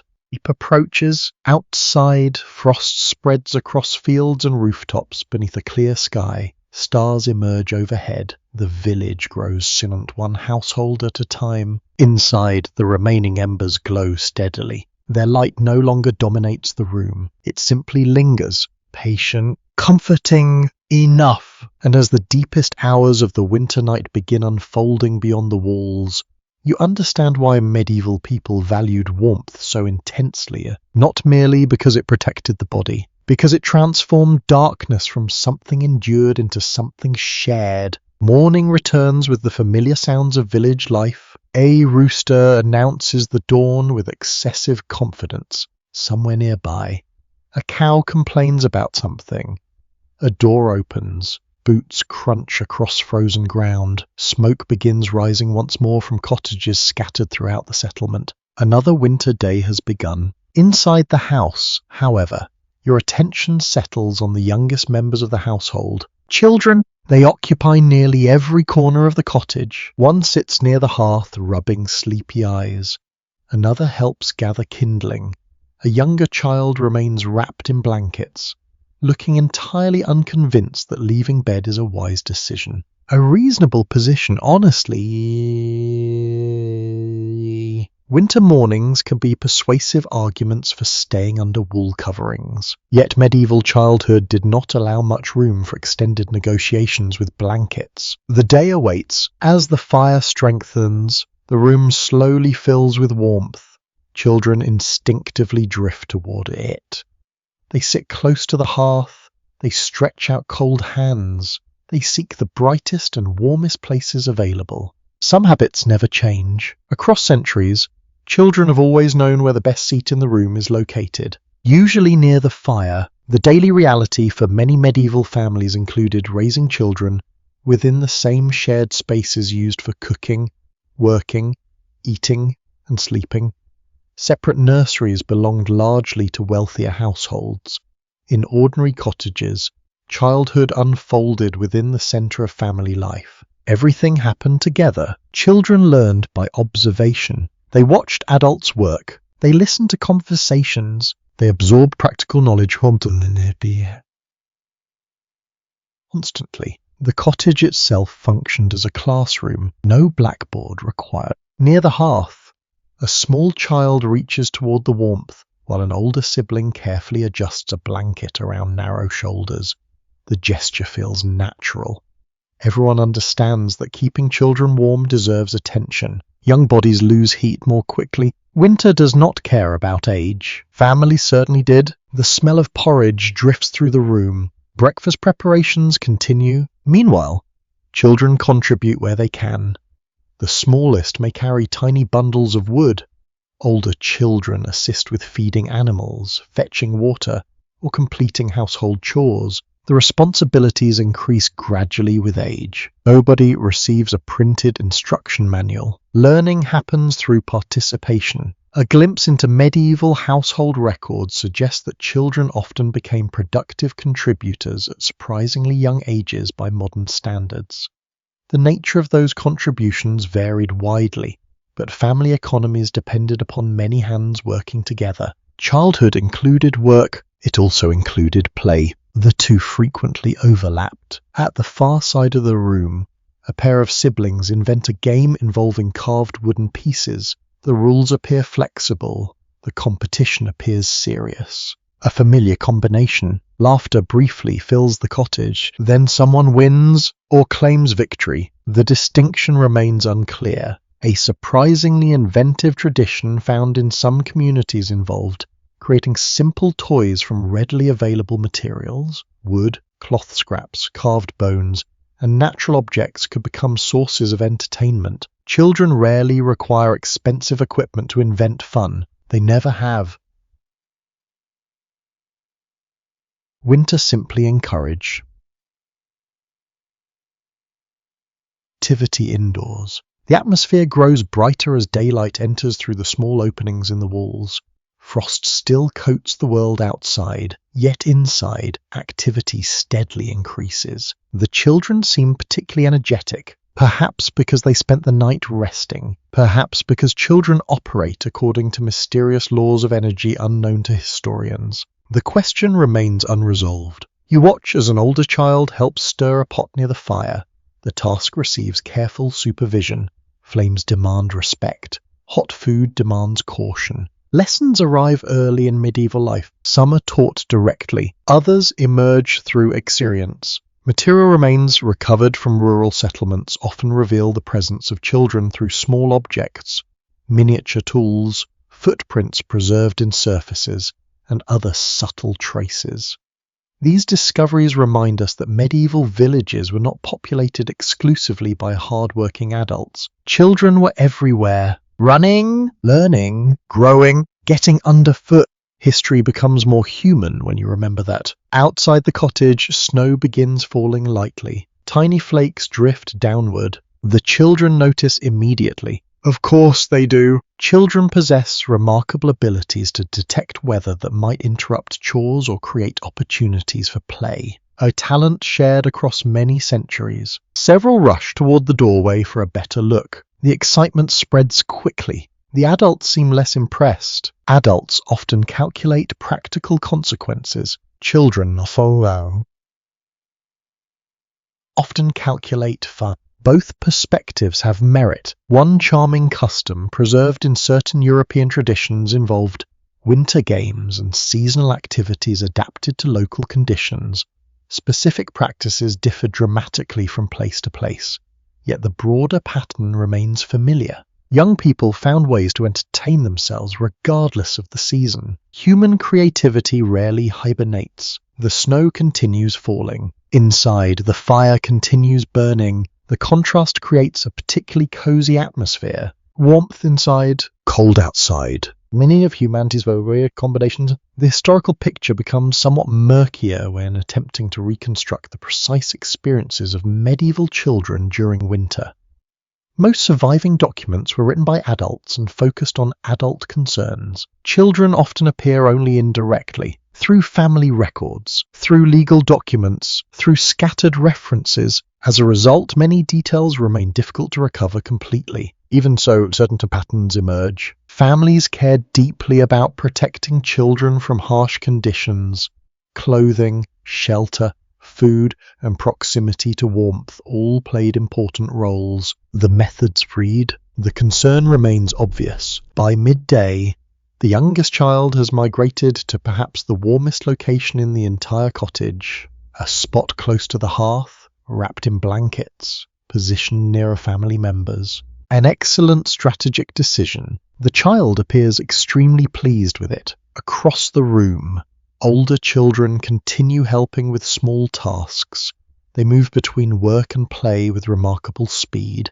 One moment they assist with chores, the next they are distracted by something entirely different. Some aspects of childhood remain timeless. The fire crackles softly. Snow taps against the roof. The cottage feels secure, alive, busy. You begin realizing that warmth in a medieval household was not distributed equally by architecture alone.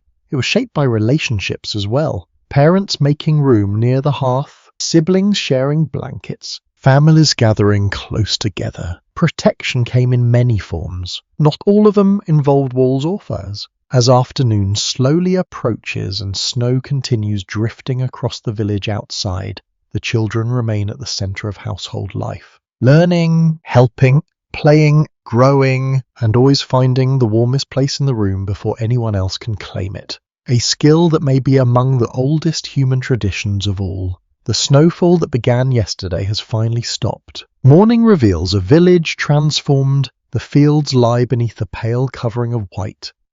Fence posts rise from the snow like dark markers scattered across the landscape.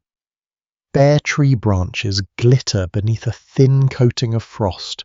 The entire countryside seems quieter, as though the snow has absorbed every unnecessary sound. Beautiful, cold, very cold. You step outside the cottage and immediately feel the difference. The air bites at your cheeks, your breath forms clouds before drifting away. The warmth of the hearth already feels distant, yet the fire waiting inside depends upon something increasingly important. Fuel. Without fuel, every discussion about warmth becomes theoretical. Without fuel, winter quickly reminds everyone who is in charge. You follow a narrow path toward a woodpile partially covered with snow. Several household members are already there.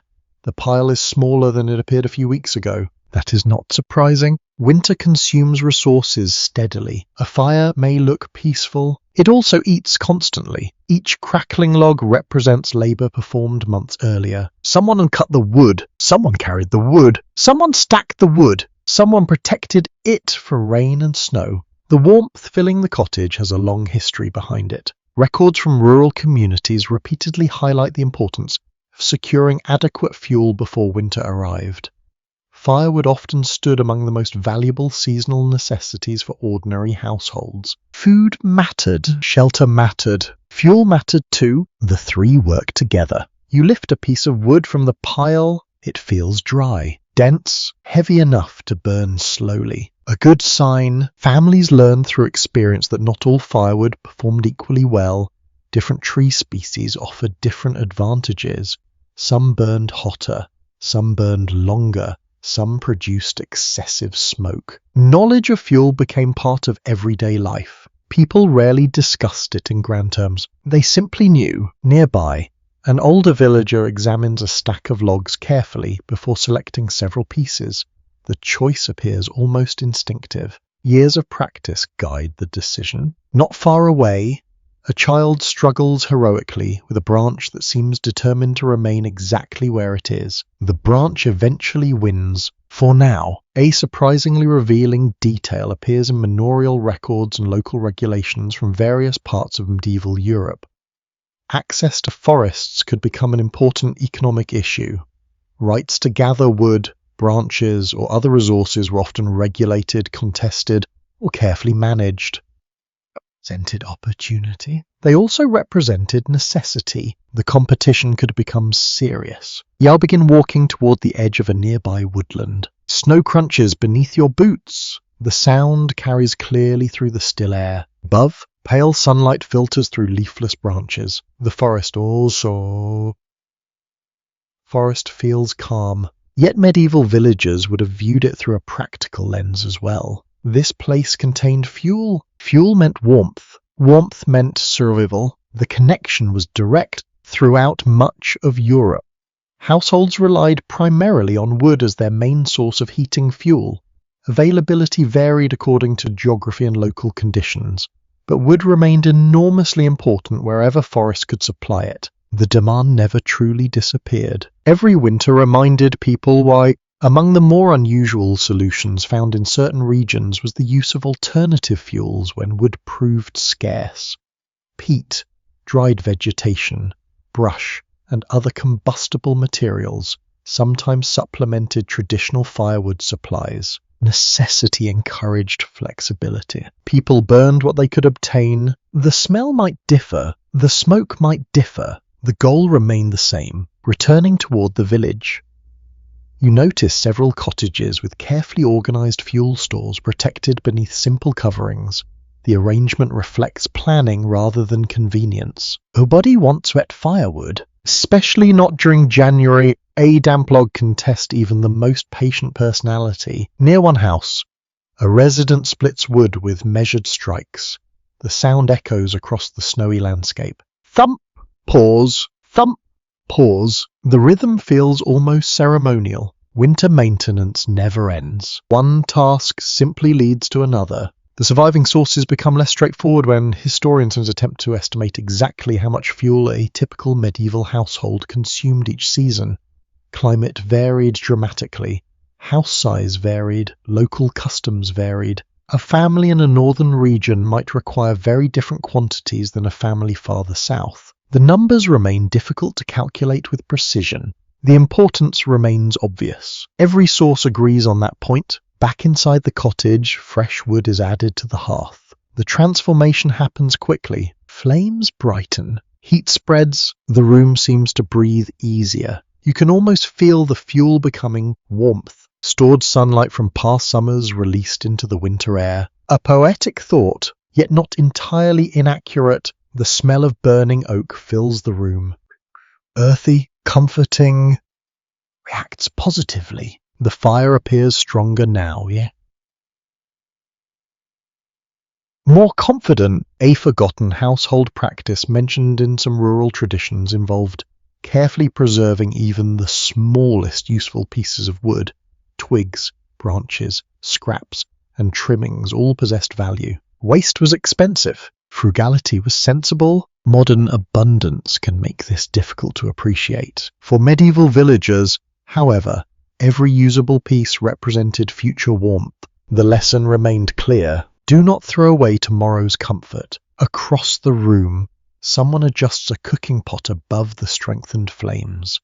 The hearth resumes its familiar dual role. Heating, cooking, serving the household in multiple ways simultaneously. Efficiency appears everywhere in medieval domestic life, rarely because people admired efficiency as an abstract concept, more often because resources demanded respect. As afternoon progresses, clouds gather once again beyond the village. The sky darkens slightly. Snow may return before evening. Nobody seems to. Winter behaves exactly like itself. The fire crackles steadily. Wood shifts, embers glow, the sound feels reassuring. A reminder that preparation continues paying dividends. No surviving document settles every question regarding fuel use, woodland management, or regional heating practices.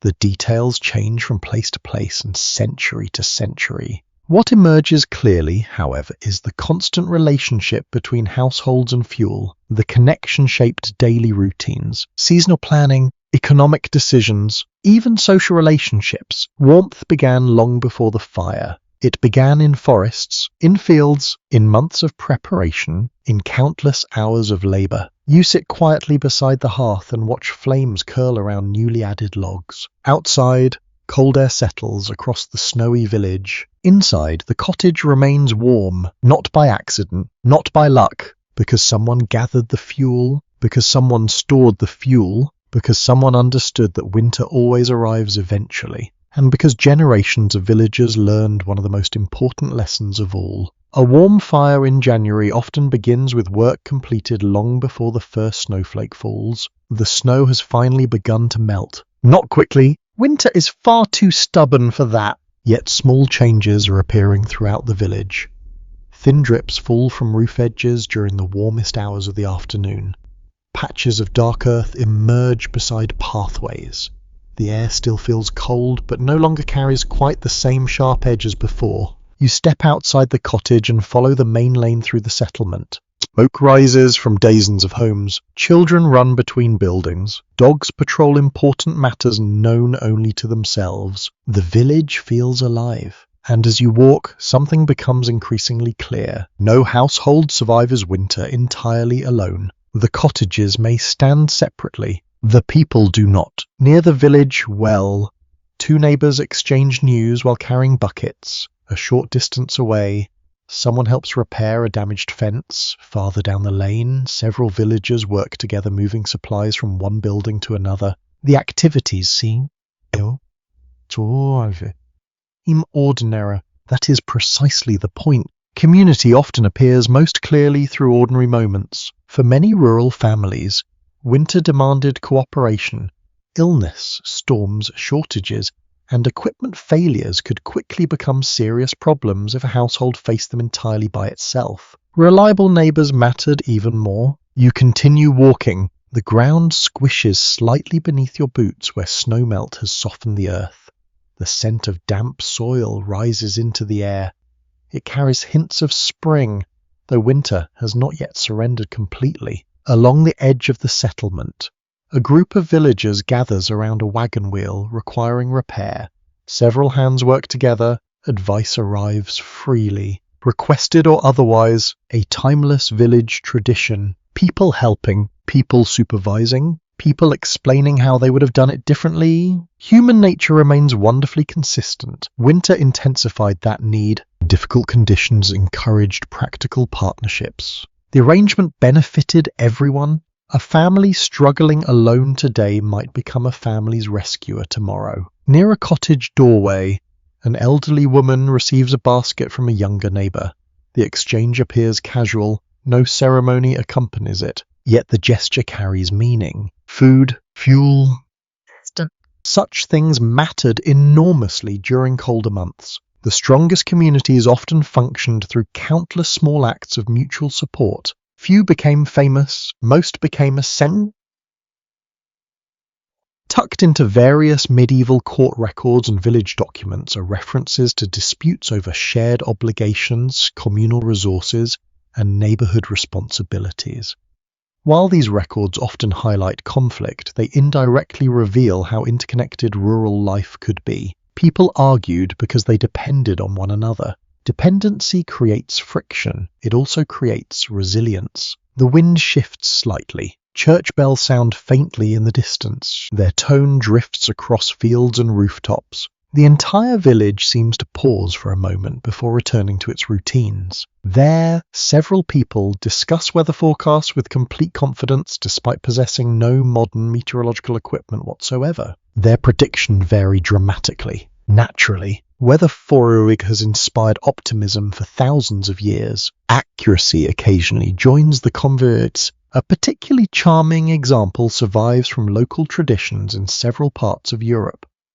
The villagers sometimes watched animal behavior, cloud formations, frost patterns, or even the color of sunsets when attempting to predict future weather. Some observations may have contained genuine wisdom. Others seem closer to hopeful guesswork. Perhaps both? The distinction is not always obvious. Meanwhile, smoke continues drifting upward from the cottages surrounding you. Every household faces similar challenges. Firewood must be managed. Roofs must be maintained, food supplies must last. Yet the burden rarely falls upon isolated individuals. It spreads across families, friendships, and neighbours. The practical reality was simple. Communities functioned best when people could rely upon one another, especially during winter. Inside one cottage, a family might run short of fuel. In another, someone might possess extra labour but lack tools. Elsewhere, illness could temporarily remove workers from important tasks. Solutions often emerged through cooperation, not because everyone was endlessly generous, because cooperation frequently made sense. The historical trail becomes less distinct when trying to measure exactly how much assistance flowed between neighbours in every village. Customs varied enormously. Some communities may have been highly cooperative, others may have been marked by stronger rivalries and division. Human societies rarely behave uniformly. Even neighbouring villages can develop very different cultures. Still, one broad truth appears repeatedly. Isolation carried risks. Connection offered advantages. You stop near a communal oven used by some villagers. The structure radiates faint warmth despite the cool afternoon air. People come and go carrying food. Conversations emerge naturally while waiting. Practical spaces often become social spaces. The transformation happens almost automatically. A loaf of bread may begin as a cooking project and end as an opportunity to exchange news. One winter habit would probably surprise modern visitors. In some communities, People borrowed tools, animals, and equipment far more frequently than many modern households would consider normal. Ownership remained important. Access sometimes mattered more. Sharing resources reduced costs. Reduced costs improve survival. The logic proved difficult to ignore. As the afternoon progresses, clouds gather overhead once more. The sunlight fades behind a layer of grey. Villagers begin returning toward their homes. Evening approaches. The familiar rhythm continues. Work outside, warmth inside. You follow the flow back toward the cottage. Along the way, greetings pass between neighbours. Small conversations unfold beside gates and doorways. A few people pause to discuss local matters before continuing home. Nothing dramatic occurs, yet that may be the most important observation of all. Community is often built from ordinary interactions repeated thousands of times. Not grand events, not heroic speeches, just consistent human contact. The cottage door opens. Warm air brushes against your face. The smell of wood smoke greets you once more. Behind you, the village settles gradually into evening. Ahead of you, the hearth glows brightly.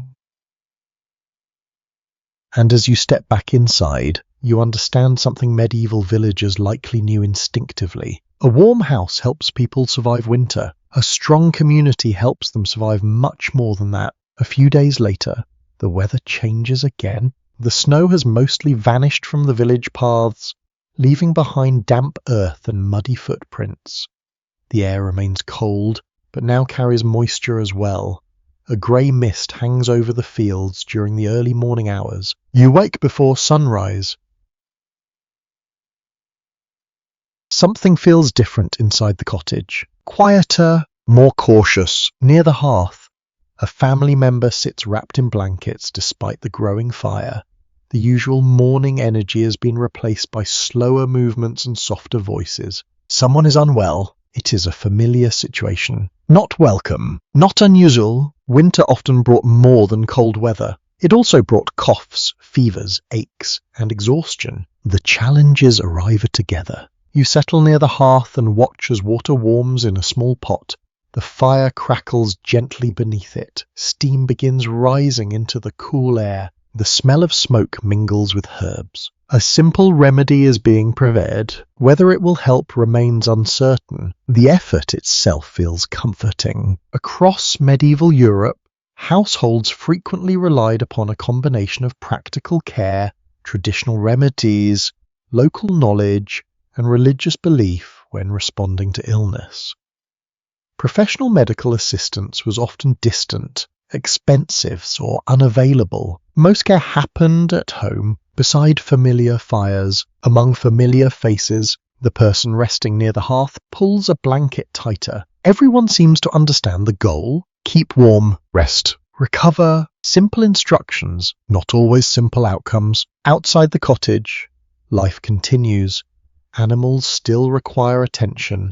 Water still needs carrying. Meals still need cooking. Illness rarely waits for convenient moments. That reality forced families to balance compassion with necessity. Someone must continue the work. Someone must care for the sick. Often the same people attempted both. The fire burns steadily. Its warmth becomes even more valuable now. We begin noticing how carefully the household manages temperature around the resting figure. Blankets are adjusted. Drafts are checked. The warmest area near the hearth becomes prime real estate. Comfort matters, especially when strength is limited. Village accounts, household records, and medical writings from the medieval world repeatedly emphasize the perceived connection between warmth and health.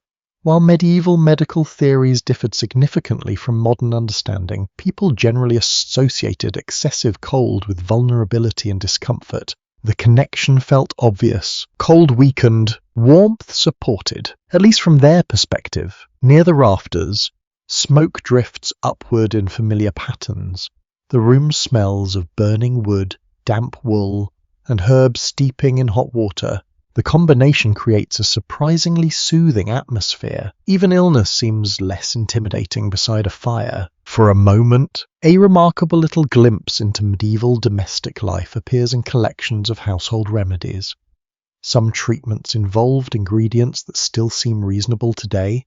Others sound considerably more adventurous. History occasionally reminds you that experimentation did not begin in laboratories. It often began in kitchens, and sometimes with questionable results. A child peers curiously into the steaming pot. An adult immediately redirects that curiosity elsewhere. A wise decision. Children and boiling liquids have always formed an unreliable partnership. The morning progresses slowly. Rain begins tapping against the roof, soft at first, then steadier. The sound fills the spaces between conversations. Outside, the world grows darker. Inside, the fire grows brighter. The contrast feels comforting, not because everything is fine, because shelter exists, because care exists, because warmth exists. Many medieval communities possess traditions surrounding health during winter. Some emphasize particular foods.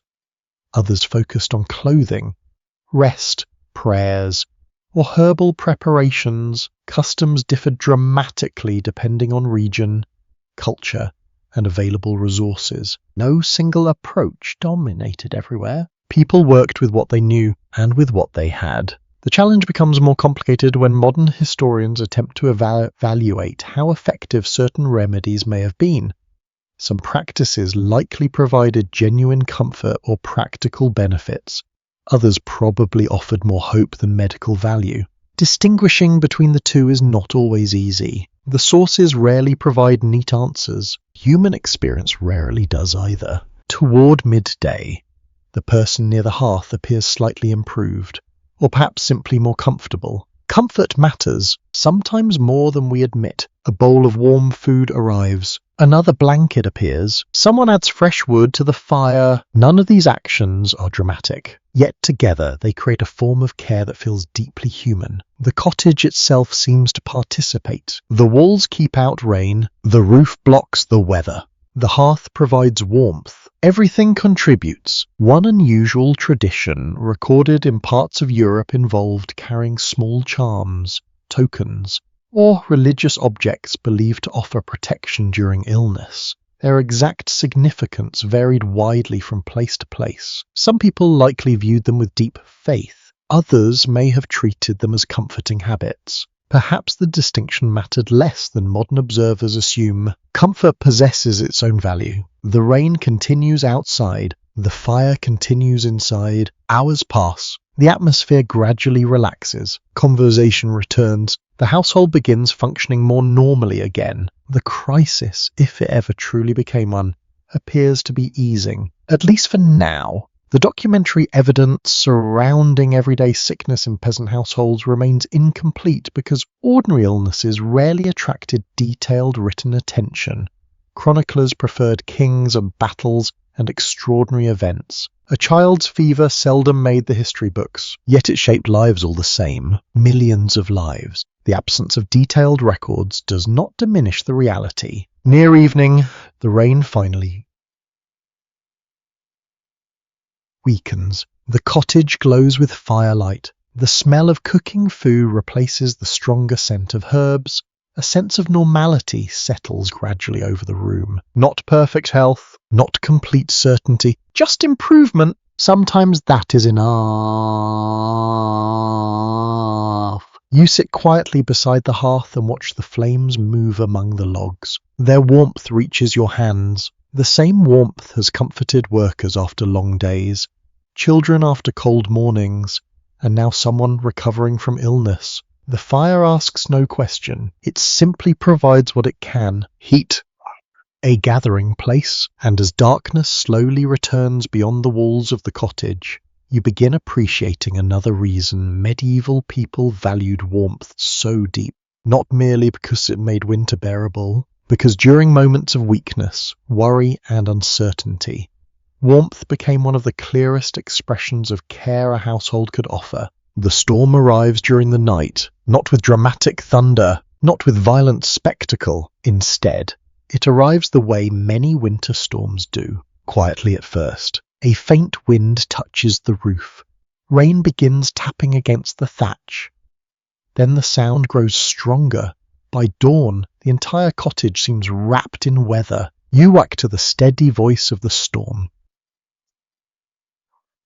Wind circles the house. Water drips from roof edges in continuous streams. The world beyond the walls has become grey and restless. Inside, however, the household remains dry, mostly. That distinction matters. You sit up beneath your blanket and listen carefully. The cottage responds to the storm in dozens of subtle ways. Wooden beams creak occasionally. The thatch rustles overhead. The fire shifts as drafts move through the room. The house is working, not consciously, of course, yet every part of the structure is being tested. Winter storms ask difficult questions. The cottage must provide answers. Near the hearth, someone adds another log to the fire. The flames brighten, warmth spreads outward. Immediately the room feels more secure. Outside, nature argues loudly. Inside, the household continues its routines. Many rural homes throughout medieval Europe were designed with local weather conditions firmly in mind. Builders understood the challenges common to their region. Roof angles, construction materials, and building techniques often reflected generations of practical experience. Knowledge accumulated slowly. Storm after storm, winter after winter. You glance upward. Rain continues drumming against the roof. The sound is surprisingly soothing. Thousands of tiny impacts merge into a steady rhythm. A natural lullaby, provided you are indoors. Experiencing the same storm outside would inspire very different emotions. Near one wall, a small damp patch has appeared. A family member notices immediately and places a container beneath the drip. No alarm, no panic, just action. The response suggests familiarity. Even good roofs occasionally require assistance, especially during difficult weather. A small piece of evidence from surviving medieval buildings reveals how frequently repairs occurred. Roofs, walls, and structural elements demanded regular maintenance. A cottage was never truly finished. It remained a continuous project. The weather ensured that the wind strengthens briefly. You hear it pushing against the exterior of the house. The walls hold firm. The roof remains in place. The fire continues burning. Another successful round in an ancient contest. Human shelter versus winter weather. No permanent winner, only temporary victories. Across the room, children watch the storm through a narrow opening. Their reactions combine fascination and disappointment. The weather is interesting. The weather also limits outdoor adventures, a difficult balance. Adults appear less conflicted. The adults seem grateful to be indoors. One surprisingly clever solution found in various regions involved adding extra layers of protective material to vulnerable sections of roofs or walls before severe weather arrived. These modifications might not have looked elegant, but elegance rarely topped the priority list during January. Dryness ranked higher, much higher. The smell of wet earth drifts faintly through the doorway whenever someone enters or leaves. It mixes with smoke and cooking aromas, creating the distinctive scent of a house confronting bad weather successfully. There is comfort in that smell. Evidence of protection, evidence of shelter. As the morning progresses, the storm settles into a steady pattern. Rain, wind, more rain. The village outside largely disappears from view. Neighbouring cottages appear only as blurred shapes through the weather. Travel becomes less appealing. An excellent day to remain near the hearth. Village life often adapted to seasonal weather conditions rather than attempting to ignore them. Severe storms could alter schedules, postpone tasks, and redirect attention towards indoor work. Nature retained considerable influence. People planned accordingly. Resistance had limits. Adaptation often proved wiser. By midday, the fire has become the undisputed center of the household. Family members gather nearby. Meals are prepared there. Conversations happen there. Warmth attracts activity. Storms reinforce the pattern. The farther you move from the hearth, the cooler the room becomes, not dramatically, just enough to notice. An unexpected glimpse into medieval ingenuity comes from accounts of households continuously modifying their homes in response to recurring weather problems. If a certain corner leaked, it received attention. If a wall admitted drafts, adjustments followed. The process never really ended. Experience shaped architecture one problem at a time. Outside, a stronger gust rattles the structure. Children pause briefly. Adults barely react. The difference speaks volumes. Experience changes perception. What seems alarming to one generation often feels routine to another. The household knows this cottage. The cottage has weathered storms before. Confidence grows from familiarity. The historical picture becomes somewhat difficult to reconstruct when examining exactly how individual peasant homes performed during extreme weather events. Surviving examples represent only a fraction of what once existed. The weakest structures often disappeared first. The strongest leave more evidence behind. That reality complicates interpretation. Even so, one conclusion appears reasonable. Many cottages performed well enough to support generations of families through repeated winters. Otherwise they would not have endured. Afternoon gradually fades toward evening. The storm shows no sign of leaving. Rain continues striking the roof. Water continues flowing through the village lanes. Yet inside the cottage, life proceeds. Food cooks. Tools are repaired. Stories are told. The ordinary routines persist. Perhaps that is the true victory. Not stopping the storm. Continuing despite it. Near the fire, someone spreads damp clothing where it can dry gradually. Steam rises faintly from the fabric. The process will take time. Time is available. The weather has ensured that one village tradition recorded in later sources involved judging the severity of storms by listening to specific sounds around the house. Roof noises, chimney noises, and even the behavior of doors became informal indicators of weather conditions. Whether these methods were consistently accurate remains uncertain. They were certainly memorable. The evening grows darker. The storm remains. The fire glows brighter by comparison. Its orange light reflects from damp surfaces and polished tools. Shadows move gently across the walls. The atmosphere feels remarkably peaceful. You sit quietly and listen. Rain overhead, wind outside, crackling wood nearby. The three sounds blend together perfectly. And as the cottage continues standing firm against weather that would be unpleasant and possibly dangerous beyond its walls, you gain a deeper appreciation for medieval shelter, not because it eliminated hardship, because it transformed hardship into something manageable. One storm, one fire, one warm room at a time. The storm has passed. In its place comes something far more welcome: celebration. You walk to a different atmosphere in the village. The air remains cold, but the mood has changed. Smoke rises from chimneys as usual. Frost still clings to rooftops.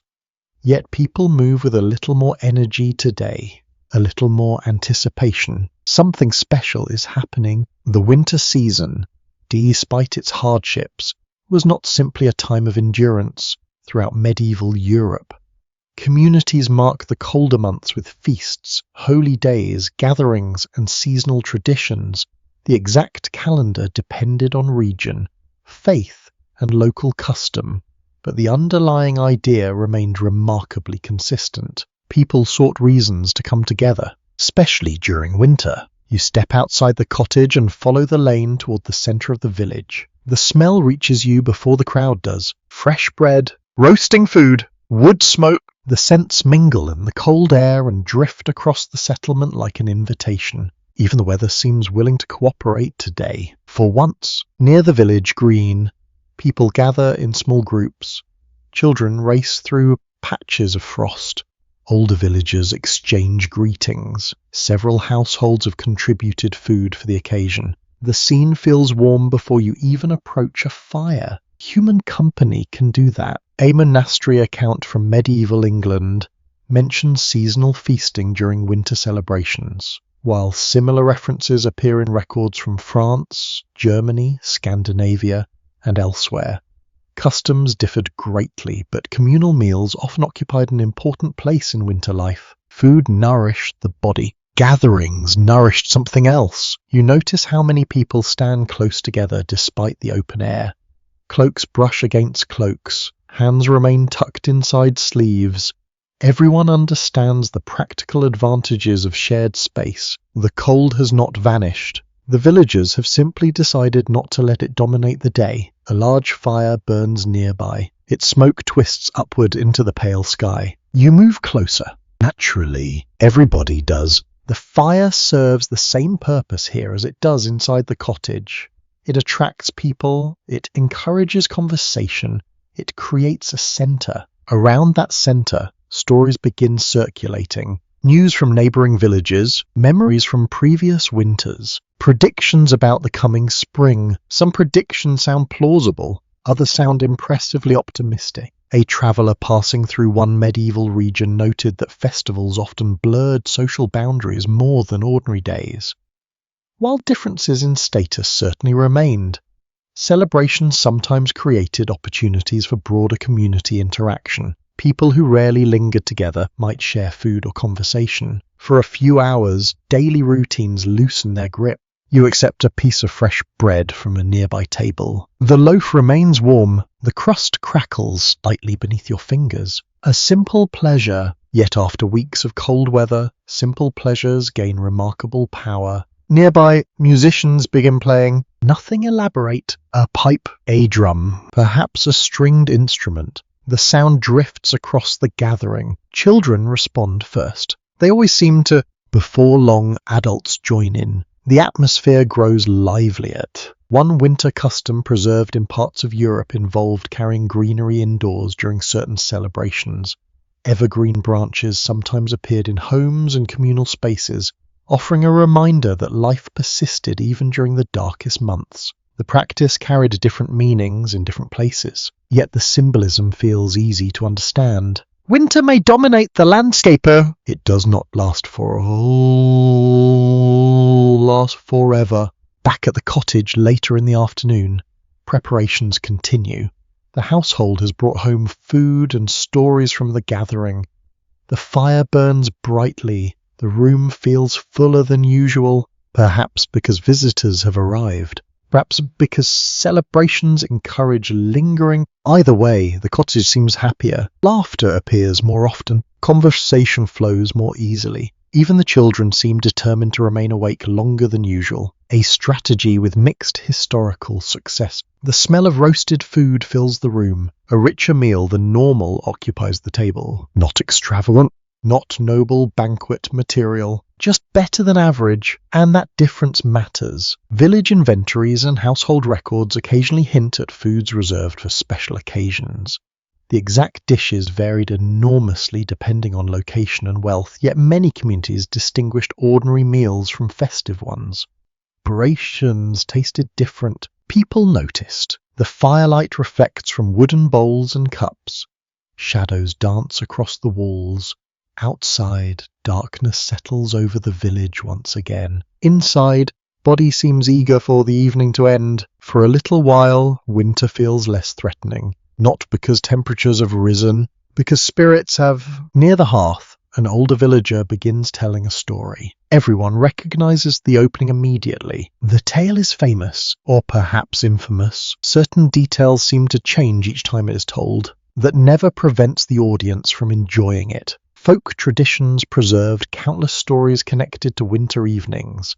Some explained local legends, others featured miraculous events, clever tricksters, saints, animals, or supernatural visitors. Many survive only in fragments now. A few vanished entirely, yet for generations they helped fill long nights with imagination. The trail of evidence becomes difficult to follow when attempting to determine exactly which stories were most popular among ordinary peasants.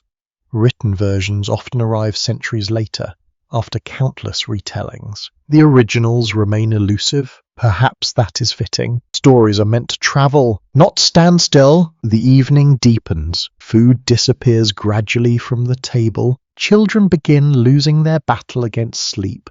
Adults settle into quieter conversation. The celebration softens rather than ending abruptly. Like embers after a bright flame, use it near the hearth and watch the room. Warm faces, warm food, warm firelight. The same cottage that protected the family through storms and illness now serves another purpose. It holds joy. That may be just as important, because surviving winter requires more than fuel, walls, and blankets. It requires morale, something to anticipate, something to remember, something to share. And as the final stories drift through the room and the fire settles into a steady glow, you understand why medieval communities preserved winter celebrations so carefully. They were not distractions from survival, they were part of survival. Several weeks later, you find yourself imagining a much larger journey. The fire crackles softly behind you as evening settles over the familiar village. Yet your thoughts drift far beyond these fields and cottages. Winter is not experienced the same way everywhere. The challenge of staying warm changes from region to region, shaped by climate, landscape, available materials, and generations of local knowledge.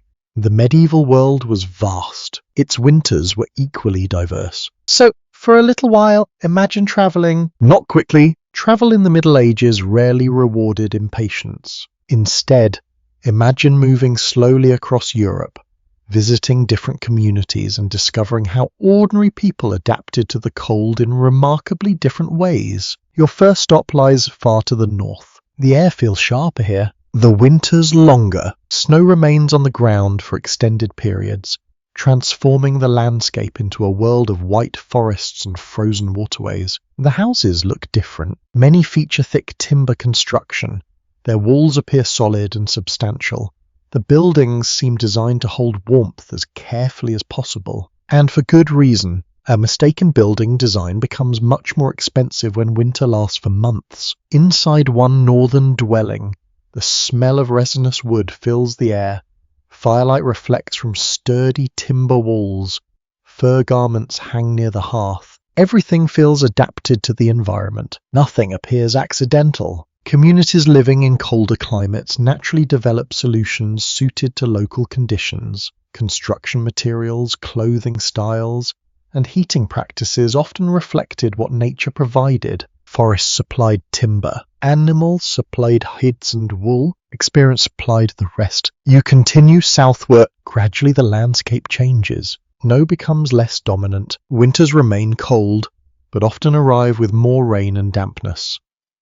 Here, moisture may prove just as troublesome as freezing temperatures. The challenge shifts. Keeping warm remains important. Keeping dry becomes equally important. A damp cloak can feel far colder than a dry one. Villagers understood this intimately. The smell of wet earth and wood smoke accompanies you into another cottage. This home relies upon the different building materials than those farther north. Local stone appears more common here. Thick walls help regulate temperature throughout the year. The atmosphere feels familiar despite the differences. A fire, a family, a warm meal, certain patterns repeat across great distances. Human needs tend to do that. A merchant's account from the medieval period occasionally reveals surprising details about regional trade in textiles, furs, and other materials associated with warmth. What one area produced in abundance, another might import eagerly. Winter encouraged commerce. Comfort could travel, not always cheaply, but it travelled farther south. The landscape changes once again. The winters feel milder. The air carries different scents. Olive trees replace some of the forests you encountered earlier. Frost appears less frequently. Snow becomes a rarer visitor. Yet warmth still matters. Perhaps not with the same urgency. Still enough to shape daily life. Here, homes often emphasize different concerns. Protection from summer heat may influence design alongside winter comfort. The balance shifts according to local realities. Climate influences architecture. Architecture influences daily life. The chain continues endlessly. One fascinating observation emerges when comparing medieval houses across Europe. People repeatedly solved similar problems using entirely different materials. Stone, Timber, turf, clay, reeds, and countless other resources found their way into homes depending on what the surrounding landscape offered. Human ingenuity thrives under constraints. Give people different materials. They invent different answers. Near a Mediterranean village, evening arrives with cool air drifting inland from the sea. Families gather around hearths just as they do farther north, though perhaps with slightly less desperation. The fire remains central. The degree varies. The principle endures. A curious traveller's note from centuries ago described surprise at how differently people dressed in various regions despite facing similar seasonal challenges. Heavy cloaks dominated one area. Layered garments appeared elsewhere. Distinct local fashions developed practical roots before becoming traditions. Warmth and identity often travel together. People dressed for climate. People also dressed for culture. The two influences rarely separated neatly. You continue your imaginary journey eastward. The terrain changes again. Forests give way to open plains in some places. Mountains dominate others. Villages adapt continuously. No single medieval winter exists. No single medieval house exists either. The reality proves wonderfully varied. The evidence becomes more fragmented when historians attempt to compare ordinary peasant life across distant regions with equal detail. Some areas preserve abundant archaeological remains. Others leave only scattered traces. Certain villages speak loudly through history. Others whisper. Many remain silent, yet enough survives to reveal broad patterns of adaptation. People observed their environment carefully. People learned from experience. People adjusted, generation after generation. An old local tradition from one mountainous region described specific winds by name because they appeared so regularly each winter. Villagers recognized them instantly. Entire communities built expectations around their arrival. Weather became part of local identity. Imagine knowing a particular winter wind as intimately as a neighbor. Many people did. Back in your original village, the fire still burns. The familiar cottage still stands. Your journey across Europe exists only in imagination, yet it has revealed something important. The methods changed, the goal remained the same. Whether living in a snowy northern forest, a rainy western valley, a mountain settlement, or a southern farming community, ordinary people sought warmth using whatever resources surrounded them. Different roofs, different walls, different fuels, different clothing. The same human need. As evening deepens and the glow of the hearth reflects across the room, you find comfort in that realization. The medieval world contained enormous diversity, yet beneath all those differences, families everywhere understood a simple truth. Winter always asks questions. Each community learns how to answer them in its own way, and every answer begins with paying close attention to the world around you. As another winter evening settles across the village, you find yourself thinking about the stories people tell about the Middle Ages, not the stories shared beside the hearth. The modern ones, the images many people carry in their minds. Cold stone room, cold stone rooms, freezing peasants, endless misery.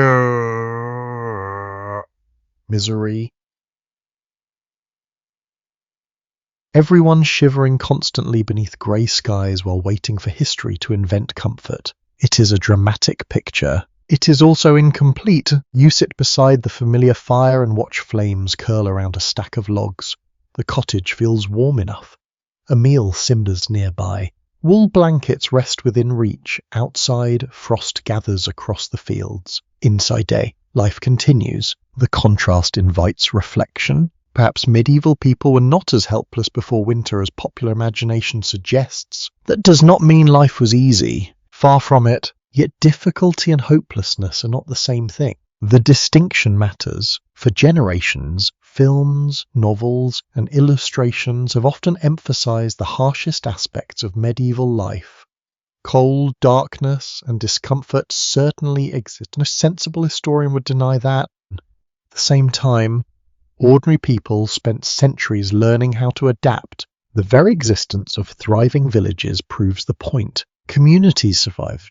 Communities grew. communities developed practical solutions. You glance around the cottage, the walls block the wind, the roof keeps out the weather, the hearth provides heat. As heat, the clothing provides insulation, the food provides energy. None of these things appeared accidentally. They represent accumulated knowledge. A farmer from the Middle Ages might have viewed modern assumptions about constant freezing with mild confusion. After all, if staying warm were impossible, why spend so much effort perfecting houses, clothing, bedding, and heating methods? The work existed because it helped, not perfectly, effectively enough. That difference appears throughout history. Near the fire, someone adjusts a blanket draped across a bench. The gesture feels ordinary, yet it reflects one of the most persistent misconceptions about the medieval world. People sometimes imagine past societies as passive victims of their environment. In reality, they responded actively, continuously. Every season brought adjustments. Every winter brought lessons. A visitor examining excavated medieval settlements often discovers evidence of repair, adaptation, and improvement. Houses changed over time. Building methods evolved. Communities refined their approaches. People paid attention. People learned. People shared successful ideas. One persistent myth claims that medieval homes were little more than crude shelters offering almost no protection from the elements. The reality varied enormously. Some dwellings undoubtedly performed poorly. Others appear surprisingly sophisticated when judged within the context of available materials and technology. The answer depends heavily on where you look. And when history rarely rewards sweeping statements, the smell of fresh wood smoke drifts through the room. Outside, the temperature continues falling, yet nobody appears particularly alarmed. The household knows what to do. The fire receives attention. The shutters remain closed. The blankets remain ready. Routine replaces anxiety. A delightful example of medieval practicality appears in descriptions of layered bedding. Modern discussions sometimes focus heavily on mattresses while overlooking blankets and coverings, furs, and sleeping arrangements. Many households created warmth through combinations of materials rather than relying upon a single solution. Comfort emerged from systems, not individual objects. The same principle governed much of winter survival. Yep, considering another common misconception, the idea that medieval people knew very little. The reality seems quite different. They may not have understood modern thermodynamics. They certainly understood drafts. They understood damp clothing. They understood the value of wool. They understood where heat escaped from a building. Experience taught those lessons thoroughly. Generations passed them forward. The trail becomes less certain when trying to determine exactly how comfortable various households felt compared with modern expectations. Comfort is surprisingly difficult to measure across centuries. What seems cold to one person may feel normal to another. Cultural expectations matter. Personal experience matters. Climate matters too. A person accustomed to local winters may have viewed conditions very differently than a modern visitor. That possibility deserves consideration. Outside the cottage, the village rests quietly beneath the stars. Smoke continues rising from neighbouring homes. Each roof shelters a family employing its own collection of winter strategies. Some strategies worked better than others. Such has always been the case. One charming misconception even appears in popular entertainment today. Medieval people are occasionally portrayed as permanently filthy, disorganized, and indifferent to household maintenance. The evidence tells a more interesting story. Many communities invested substantial effort in maintaining homes, repairing structures, storing supplies, and managing resources. Practical people tend to value practical habits. Winter encouraged them. Across the room, a child sleeps peacefully beneath several blankets. The sight serves as a reminder that medieval parents cared about comfort too. They may not have possessed modern conveniences, but they were still parents. Concern crosses centuries easily. Love does too. An inventory from a medieval household sometimes reveals surprising possessions. Extra blankets, additional clothing, storage chests, cooking equipment, tools for maintenance. Ordinary families accumulated resources when possible, not because they enjoyed clutter, because preparation increased security. The image of universal deprivation obscures these realities. The fire settles into a softer glow. The room grows quieter. You find yourself appreciating the balance required when thinking about the past. Avoid romanticizing it. Avoid oversimplifying it. Both temptations lead away from understanding. Medieval winters could be difficult. Storms happened. Illness happened. Shortages happened. Yet resilience happened too. Adaptation happened. Ingenuity happened. The people living through those winters were not waiting helplessly for better centuries to arrive. They were solving problems with the tools available to them, one day at a time, one season at a time. As the final logs of the evening shift gently within the hearth, you look around the cottage once more. The house feels warm, not luxurious, not primitive, simply functional, and perhaps that is the best place to leave tonight's reflection. The medieval world was neither a frozen nightmare nor a cozy fairy tale. It was a world filled with ordinary people doing their best. A world where warmth required effort, and where generations became remarkably skilled at finding it. With spring still distant, the hardest stretch of winter arrives, not because of a single storm, not because of a dramatic disaster, because the season has simply lasted a very long time. You wake before dawn and immediately sense the difference. The cottage remains warm enough. The hearth still glows with surviving embers. The roof still shelters the family from the cold darkness outside. Yet something has changed. The woodpile is smaller. The food stores are lighter. The blankets show signs of constant use. Winter has been quietly collecting its payment for months. You sit near the fire while the household begins another day. Nobody complains. Nobody seems to. This stage of the season is familiar. The excitement of the first snowfall disappeared long ago. The novelty of winter celebrations has faded. What remains is endurance. Steady, patient, unremarkable endurance, perhaps the most impressive kind. Outside, the fields lie silent beneath patches of frost and old snow. The landscape appears suspended between seasons. Spring exists somewhere beyond the horizon, but offers little visible evidence of its approach. For now, winter remains in charge. The smell of porridge drifts through the room as breakfast cooks.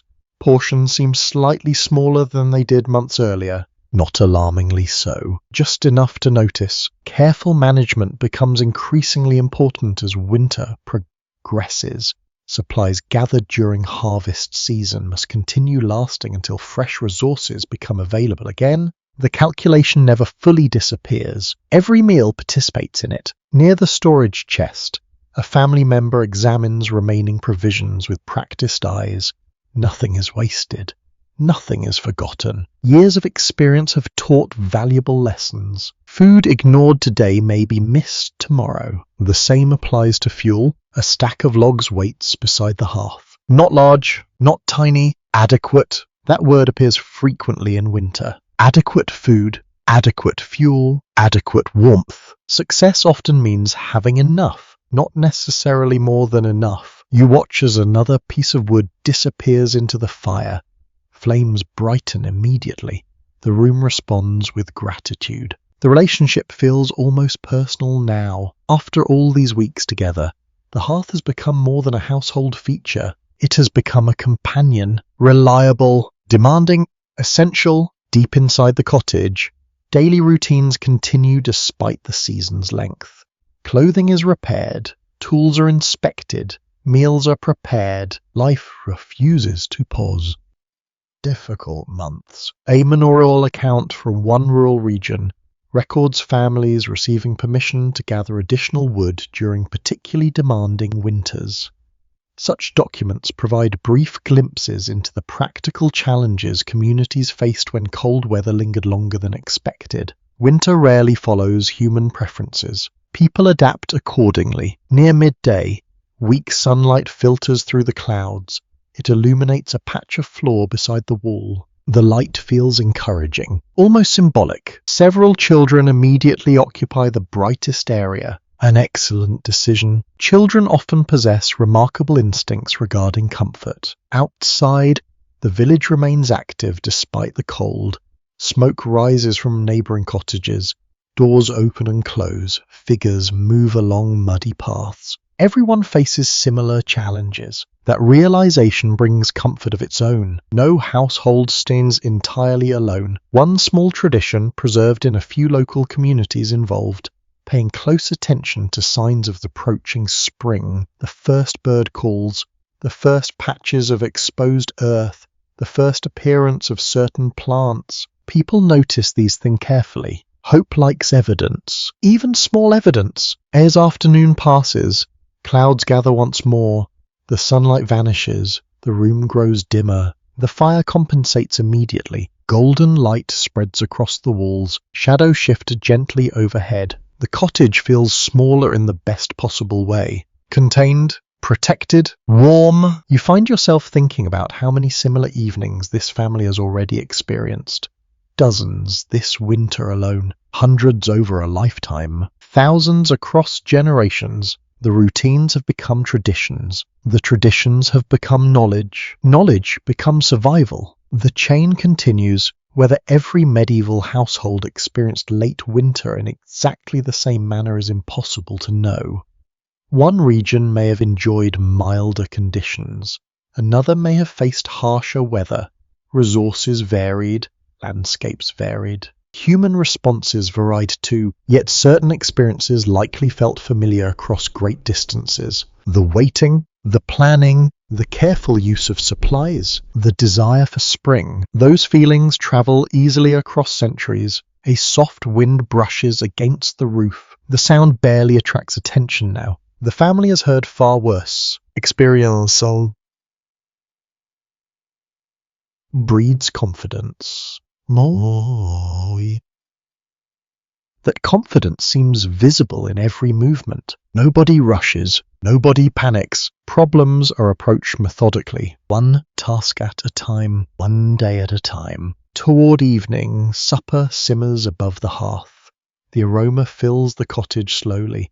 A simple meal can seem remarkably luxurious after a long day, especially during late winter. Especially beside a warmer. Archaeologists occasionally uncover evidence of repeated repairs on medieval household objects. Clothing patched several times, tools modified and maintained, containers carefully preserved. Such discoveries tell a quiet story. People valued what they owned. They had good reason. Replacement was not always easy. Repair became a skill, a habit, almost a philosophy. The fire crackles softly. The meal is served. Conversation drifts through the room. Nothing dramatic happens. And that may be the most remarkable thing of all. The family endures another difficult stretch of winter, not through heroic action, but through competence, through preparation, through cooperation, through experience. The qualities rarely celebrated in legends, yet the qualities that built lives. Night settles gradually across the village. The final meal has been eaten.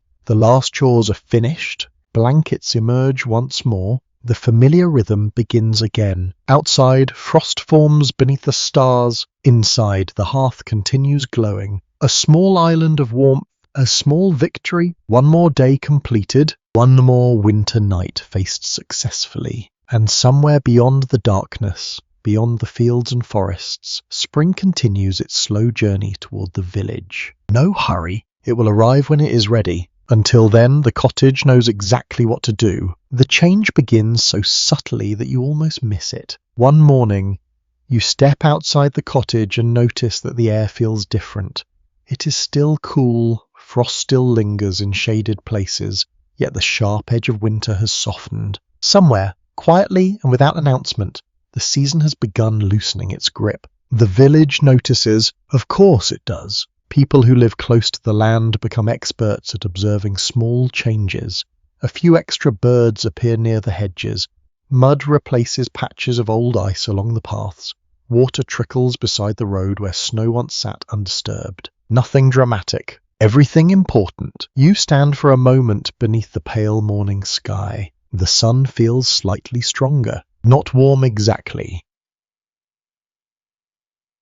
promising. Behind you, smoke rises from the cottage chimney. The hearth still burns. Winter has not vanished. It simply no longer feels endless. Back inside, the familiar room seems different as well.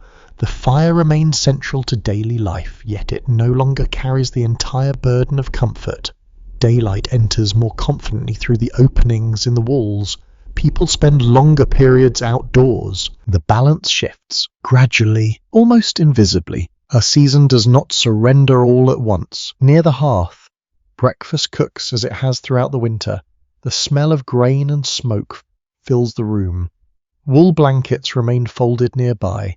Cloaks hang from pegs along the wall. The tools of winter have not disappeared. They are simply becoming less urgent. You find yourself reflecting on everything the cottage has provided over these long months. Shelter during storms, warmth during freezing nights, comfort during illness, a place for stories, meals, work, laughter, and rest. The building never became luxurious. It never needed to. Its purpose was simpler. Keep the family safe. Keep the family warm. It accomplished both. As morning advances, activity spreads throughout the village. Doors stand open slightly longer. Children linger outside before being called back inside. Farmers inspect fields with renewed interest. The future begins occupying people's thoughts again. Spring encourages planning. Winter encourages endurance. The transition between them feels strangely hopeful. In one excavated medieval village, archaeologists discovered evidence of repeated rebuilding and maintenance across generations. Houses changed, families changed, seasons changed, yet the settlement endured. The finding feels appropriate. Human life has always involved adaptation. The cottage surrounding you represents countless adjustments made by people who paid attention to what worked. The roof improved, the walls improved, the routines improved, knowledge accumulated. Year after year, generation after generation, outside, a robin lands on a nearby fence. The sight attracts immediate attention, perhaps because birds have become symbols of change, or perhaps because after months of grey skies, every bright colour feels worth noticing. Either explanation seems reasonable. A delightful old belief from certain parts of Europe suggested that particular birds carried messages about the changing seasons. Villagers watched for their return and interpreted their appearance with great enthusiasm. Whether the birds appreciated the responsibility remains unknown. The birds were never interviewed. The fire crackles softly behind you. Its sound feels familiar now, like a voice heard every day for months. You realize that the hearth has accompanied nearly every moment of this journey. It has glowed during storms. It has illuminated winter evenings. It has warmed meals and blankets and tired hands. Without it, the story would have been very different. The same could be said for the wool clothing, the stored fuel, the carefully built walls, the repaired roof, the shared sleeping arrangements, and the countless practical habits passed through generations. Warmth came from many places. The fire merely stood at the centre. By afternoon, sunlight reaches parts of the village that seemed permanently shadowed during midwinter. Water drips steadily from roof edges. The sound creates a gentle rhythm. Drop, drop, drop. A quiet announcement. Spring is approaching. The exact pace of seasonal change likely differed from year to year. Some winters released their hold quickly. Others lingered stubbornly. Medieval people knew this well. Hope remained cautious. Experience encouraged patience. Nature followed its own schedule. Still, the signs are difficult to ignore. Near the edge of the settlement, several villagers discuss upcoming work in the fields, seeds, repairs, plans. The conversation itself feels significant. A few weeks earlier, survival occupied most attention. Now people can think ahead again. The horizon expands. Evening eventually arrives. One final winter evening, or perhaps one of the last. The distinction hardly matters. You return to the cottage as shadows lengthen across the village. The familiar warmth welcomes you inside. The smell of smoke remains. The glow of the hearth remains. Yet the atmosphere feels lighter. The worst of winter appears to be behind you. For a while, everyone gathers near the fire. Conversation drifts gently through the room. No grand speeches, no dramatic celebration, just quiet contentment. Sometimes that is enough. And now, as darkness settles softly outside and the flames move lazily among the logs, it is time to rest. The long season has almost passed. The cottage has done its work well. The walls stood firm, the roof endured, the hearth glowed faithfully through countless cold nights. You settle comfortably beside that familiar warmth one last time. The fire crackles softly. The room grows peaceful. Outside, the first hints of spring wait patiently beyond the darkness.